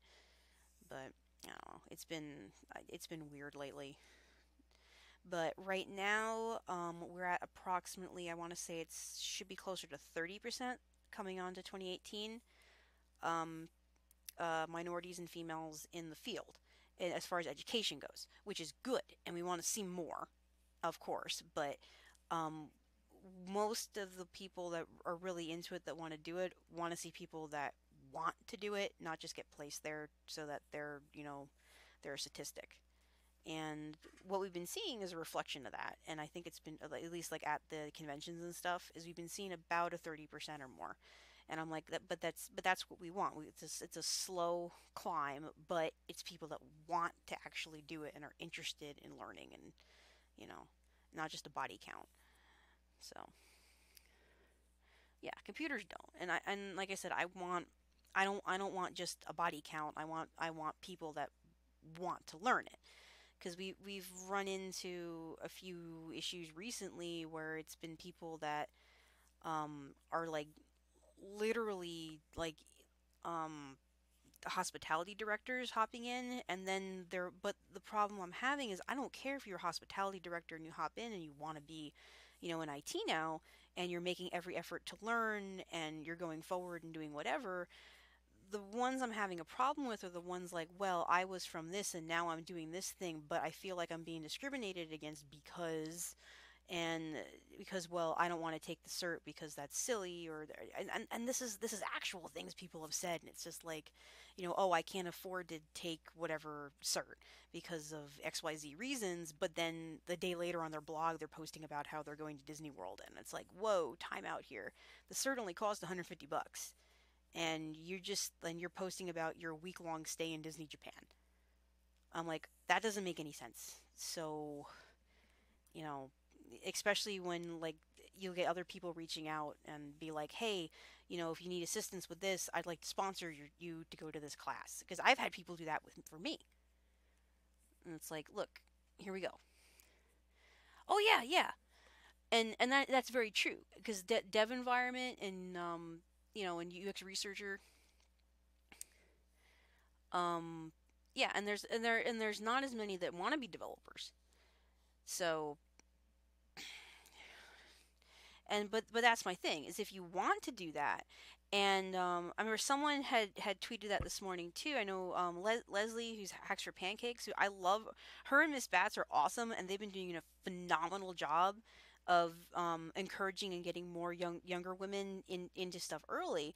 And one of the question was, how do you get more girls into the STEM field? And another young woman, I think she's maybe high school even, she tweeted back at Leslie. She goes, "STEAM, add art," and I've been saying that too because I'm like, look, I didn't come from straight up programming. I came from visual effects. I came from art, and that seems to be a big push. And that's the other reason why I went up and did the IT challenge for like the VisCom, and I think like Ivy Tech's got it right, where you'll see there's a lot more women in VisCom, but they're doing it correctly. Where it's like for the longest time they were teaching visual communications, but they weren't doing it right. They were doing visual communications, but it was just purely, word processing and like Photoshop, but they weren't covering the full rounded that they needed. And what Ivy Tech is now doing is if you're in the visual communications and you want to learn this, they're teaching you that, but they're also require you to do a basic networking course. So you have to at least take, your NETI 105, which is your intro to Cisco course. So they at least have a general grasp of how to work in networking. And you have to take the SFLAD, I think it's the 111. So you have to take a Linux class, you have to take a dev class, you have to take a basic programming class. So you need to have a more well-rounded understanding, plus like basically up to like an A plus level almost for hardware in VisCom, which is excellent because that's kind of how I ended up getting where I'm at now. Is I was doing I have a visual communications, or well, it's visual effects technically was my school. So I have a bachelor's of fine art, and my school is visual effects. But what I ended up going into was like I was like fascinated with like the render farm management, and so I'm like, okay, well, I'm gonna go ahead and take this Linux class, and I'm gonna take this programming class. So we had it right too, where we were doing a little more dev work, just even to, I'm like, I'm not a programmer by any means, but I wanted to have that more rounded understanding of like, okay, well, how does this work? I mean, how do hooks work? How does this go together? And I felt that was really really helpful in kind of teaching me where to go from there. And then I did learn a lot of stuff on my own, but I felt that was a much more rounded experience than just being like, okay, well, here's Photoshop, learn how to use Photoshop.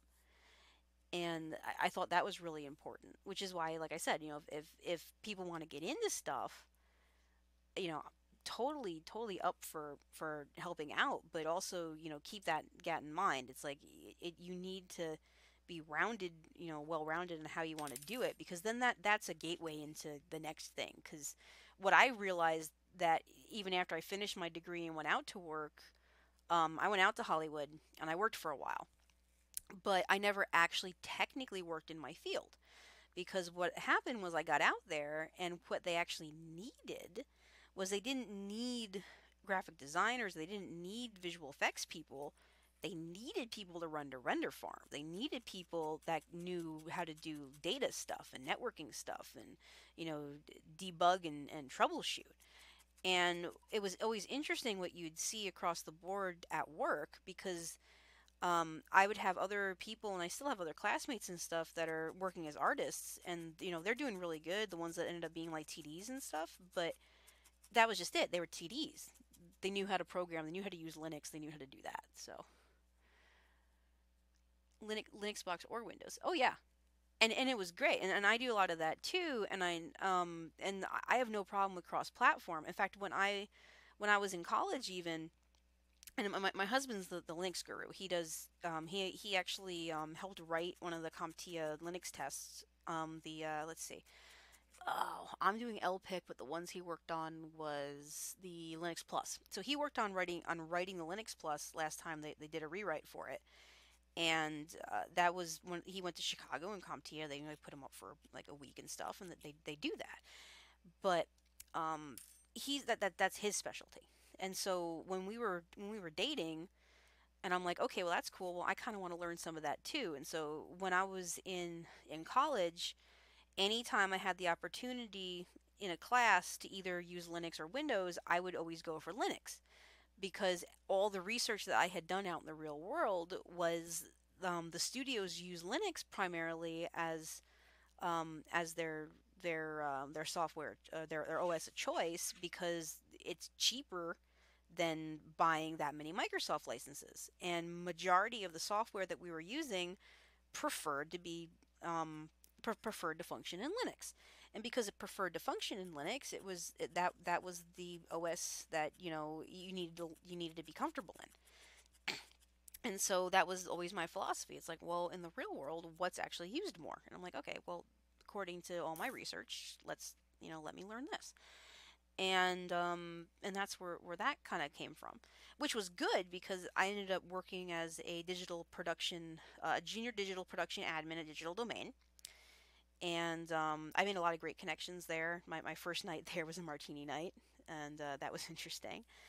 And then Hyper Zen Girl and I worked together at Stereo D years ago, which was interesting, because when I started there, I was the entire data department. So I kind of created that department from the ground up, and then she came a few months later and did an excellent job as the second in command for a while, and eventually she took over that department, and we ended up with our own responsibilities. But Hyper's really cool. Hyper actually has a librarian degree, so actually has a master's in like library science, and that's really neat.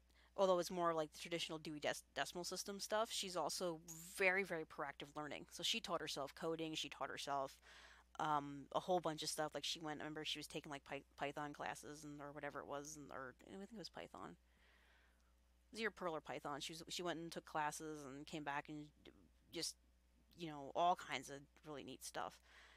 And yeah, and I ended up going and getting certified in like cube render farms. And but then we had a crazy boss, and every once in a while you'll hear bits and pieces of our wonderfully crazy boss.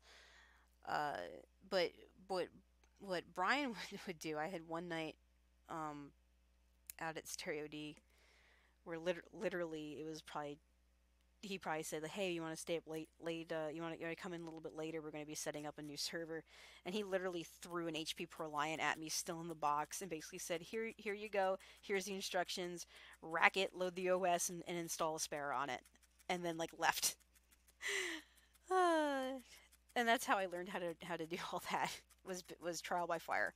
But that was the kind of environment we were in. Is he trusted us enough to literally throw things at us and just let us figure it out. So which is I don't mind learning that way because it was like challenge accepted, and within 3 hours I called him and said okay done, and that was my server, that was my baby for the next couple of years. Is that I was the Aspera admin, and that was my job, and I knew that that server came to me from its original box, and you know that's what I did. So it was interesting. Oh yeah.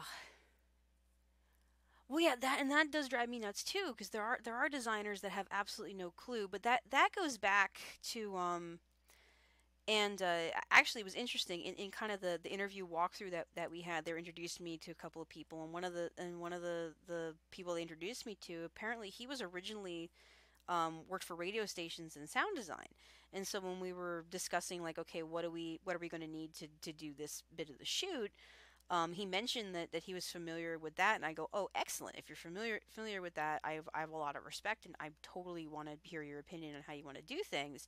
But I also brought up that even when I was in college, the reason I never finished my minor, and I originally had a minor in film production, and I just ended up giving up doing it because I was so angry with that department. Um, because what would happen is you would get these graduate students that had been to like the New York films and NYU film and all this other stuff, who apparently have this permeating attitude that the visual effects people and the sound design people, and I'm not making this up. They called sound people sound bitches. And I'm like, that is totally not cool.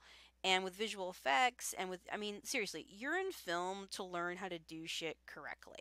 If you're supposed to be doing the pre-production and the actual filming, you need to learn how to film for visual effects if you're planning on using it. You need to learn how to respect your sound designers and your grips and your boom operators. And what would happen is they would just literally be like, "Oh well, we didn't shoot it right. We'll fix it in post." And there's nothing more infuriating than having to deal with people that have absolutely no respect for figuring out how stuff actually has to work.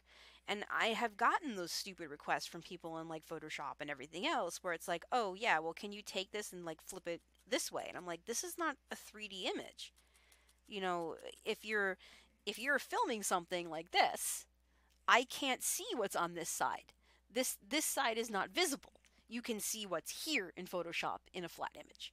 I cannot just turn it around this way, and so that you can see the other side. That's not how that works. And there are literally people that think that Photoshop was like some magical tool, or that if they had really bad sound capture, that somehow that could like magically just be fixed. It's like, no, that's a whole ADR process that the sound people have to go through. I mean, there's like all these things that you basically need to reshoot. And I had that thrown at me in my final project. Number one, they killed one of my hard drives. I had a hard drive that, and this is the rules. If you're running, and that's why I hate Macs. I hate them. I don't get along with them at all. Um, and the thing was, this was on one of my drives, and we were using Macs. And the problem with the Mac is if you do not correctly dismount a hard drive, it will literally fry the drive. So if you are going to put an external hard drive on a Macintosh, you had better darn well make sure that you are, going through all the correct steps. And number one, they didn't get my stuff back to me in time. They left it at the film building when the college was closing. They didn't tell me that they had left it there. They didn't return it to me. I had to run down there and pray that the college hadn't thrown my drive out. And then there was also the whole, did you dismount this properly? And so by the time I got it home to check it, because this had all my other schoolwork on it too, I found out that they hadn't properly dismounted. They just unplugged it. And on a Mac, you can't do that. And so I had to spend the next like 2 days trying to like rescue all the material off of that drive. So that was when I first learned how to do a lot of data admin stuff. Because that stuff's difficult. You know, and it's just there's so many things that if you want to get into it, number one, have respect for yourself, that understand that you can do it. But number two, also learn how to do it, because if you're going to do any kind of design work, you should at least have a preliminary knowledge of how the software behaves or how it works. And and like beyond the UI, like a lot of people be able to do front end, and that's a big complaint in security too. It's like that's great, you can understand how to make this website pretty, but do you know how to secure it? Do you know why you need to clean your code up? Do you understand why, leaving an open hook like this is not a good idea? Or can you tighten it up any? Because I don't know. That's why I end up, there's certain things I end up using. My husband's the really good one, and I'm totally up for acknowledging that. He's the one who does like stigging and stuff, and he knows how all that stuff works. So he's in charge of the security on our server because that's where he's good. And I have no problem, admitting that there's stuff that he does better than me, because there's stuff he does better than me. Um, just like he's the Linux guru, I know Windows better than him, which is drives me nuts. But that is the truth. Technically, I end up being Windows admin in the house. So yeah, I know Linux, but not nearly to the degree that he does.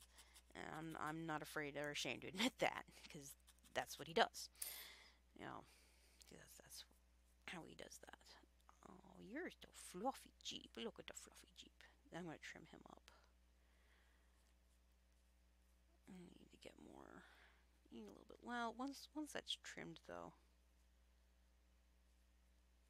Yeah, I'm gonna keep putting these down here. I actually kind of like how that's coming out, because this is more to kind of how their coats actually are, and then they come all the way.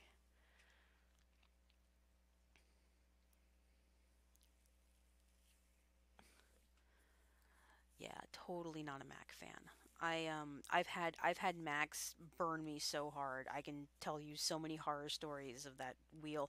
Well, I went this weekend, and I competed in a visual effects competition. I really didn't want to win, so I really don't care where I placed, because I didn't get top billing. I'm kind of hoping that they didn't actually try to place me, because I only really went up there because I wanted to meet new people. And I think I kind of told that to Chris too. I'm like, I really don't care. I'm just doing this for fun, you know. Plus, I didn't think, Plus, I had restricted myself like a lot. Part of it was I wanted to handicap it, because I was looking at some of the other people, and I think that they were allowing a little more leeway than what would have been allowed in the real world. Whereas I've been doing this for 10, 15 years too, and I have kind of rules that I've learned, like in my brain, if I haven't taken pictures of it myself, I don't like to use it. So I don't like, unless I've paid for it, I don't like grabbing images offline. And that's just kind of, that's one of those like learned type things. And I'd kind of briefly looked at some of the other stuff, and I'm realizing that where everything that I did, I'd created like in the software that day, in that within that hour and a half that we had in our allotment to do stuff in. And so my stuff was pretty limited, because I limited myself to exactly what I had on hand, which was basically my camera and whatever stuff that I had to work with. So because I limited to what I had available, I wasn't going to go online or grab stuff, or because we couldn't leave the room. I'm like, okay, that's fine. That means I just won't use that. I'll just do it different. And then I was looking around some of the other kids' stuff, and I realized that they had grabbed stuff offline. And I'm like, oh well, that totally handicapped me, like really bad. But oh well. But that's just how I learned is, in the real world, you can't use other people's work without buying it. And that's just one of the things that comes like contractually. I don't want to get sued, so with unless I have permission to use it. But that's a whole, just how stuff is. And then there's the whole like, someone was asking questions the other day about how to do. Oh, I remember it was on one of Gabe's Facebook posts. Someone was asking, how do you bill for visual effects? Like, what is an average? And one person goes, well, you can't give a ballpark. And I'm like, well, you can, but you have to be very specific about what you're ballparking. And I kind of explained, I go, if all I'm doing is like basic roto, basic composite, I think I had figured my time out to be something like $800 for like oh, I can look it up again, but I want to say it was $800 for like a 30-second ad, for like just like a super super quickie. And but then I had to specify, are we doing video editing or are we doing visual effects? Because visual effects, I'm assuming I'm doing more than, I'm actually doing like some sort of base effect, and that's going to entitle some other stuff. So the way that you bill visual effects is by frame, and the way that you bill editing is by the second.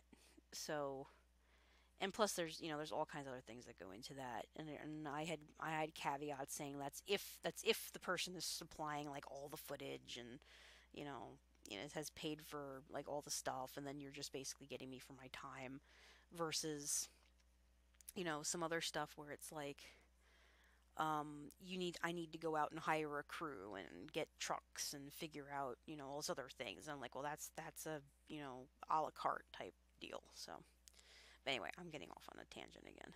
I'm trying to twist my wool. Yep. Yeah, and that's something a lot of people get confused with too, is how the whole Commons works. And that can be like that can be a whole big confusing thing of itself.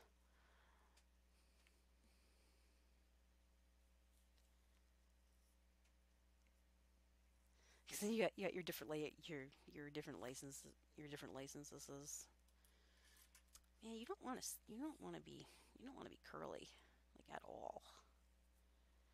I might not be able to make this one curly. You might not want to be curly. I think it's because it's not. I mean, and that's not a bad thing. It's just it's not a very. It's a very low. Um, what's the word for it? Very very low grease, which is not a bad thing because from what I can tell as far as the cost to get it spun, the lower grease wool um is doesn't cost as much because it does less damage to the machinery. So that actually might not be a bad thing if he's really low grease. This might be easier to get it processed.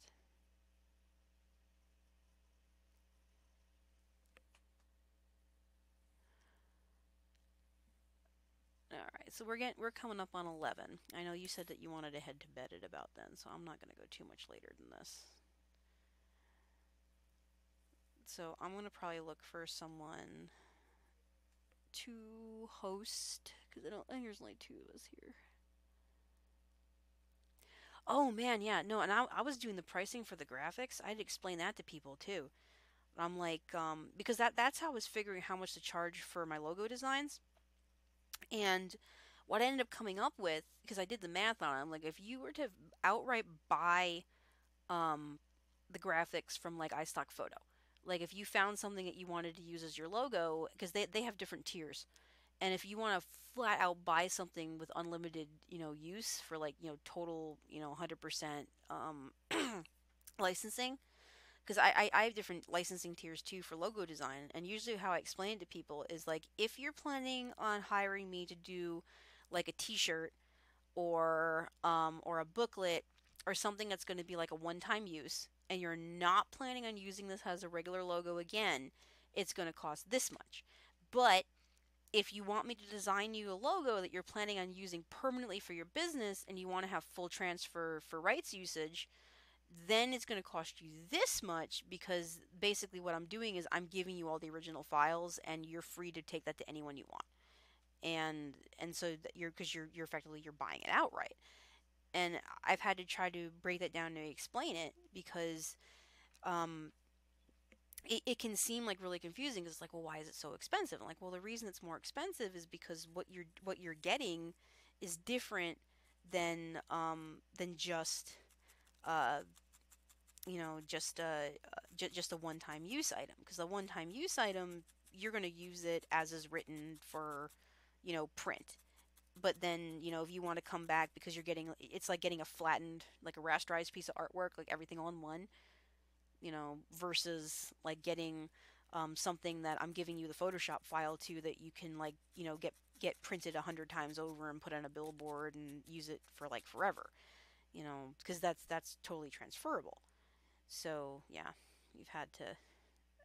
It's because it's different. So I think the way I usually price it out is, if you're having me do your logo, like your business logo, it's like $500. But if you're having me do like a one time, like a business card or something that you're not planning on reusing the logo, or you've provided me with the artwork to do it, it's like, how, what was it? Like, I think the basic business card was like 75.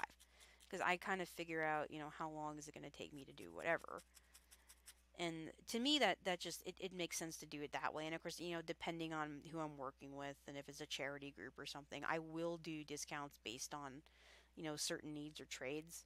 And I'm totally not against doing bartering. In fact, I've done web design. My first goat, I got her in a trade to do web design. So I actually did her farm's website in trade for my goat, which is why I desperately, I kind of wonder if I should just go steal Allie back from Lee. He hasn't sold her yet, and she's just over there.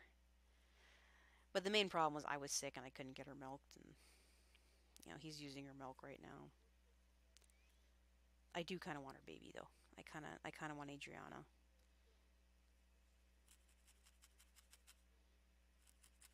I'm missing my baby goats. Oh my goodness, it's so fluffy. Yeah, chamomile tea is good. Yeah, One Up Girl's totally the tea person.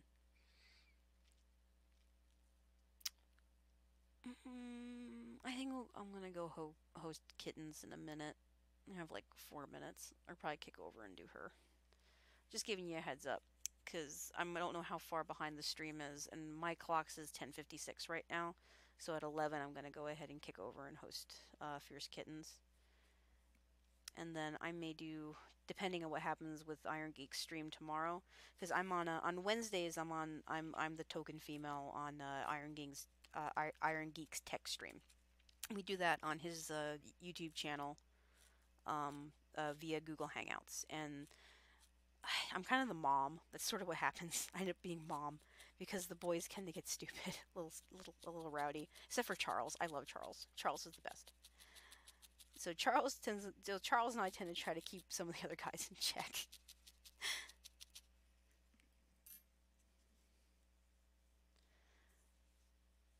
Yeah, I kind of like that. So it's gonna go from floofy here, and you see it's gonna get curly.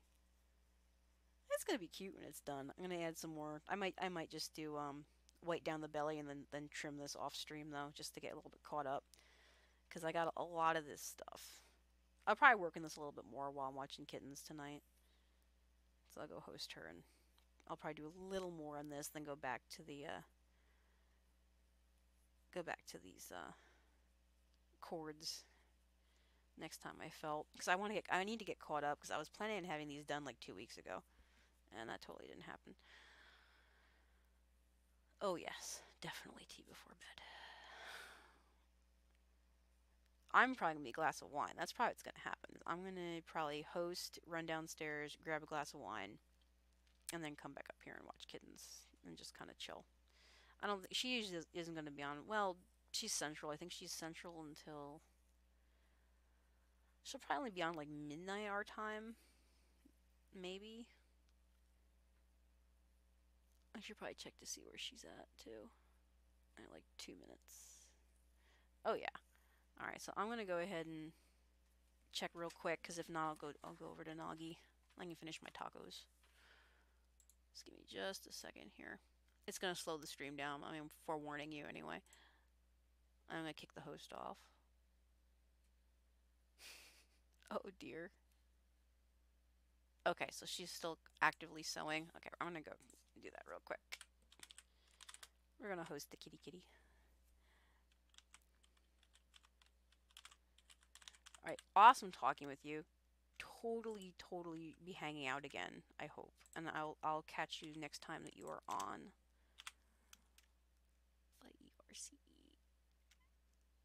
Yep. Great. Thank you, Benjamin Needle. I will catch you a little bit later, and now we're gonna go watch kitties.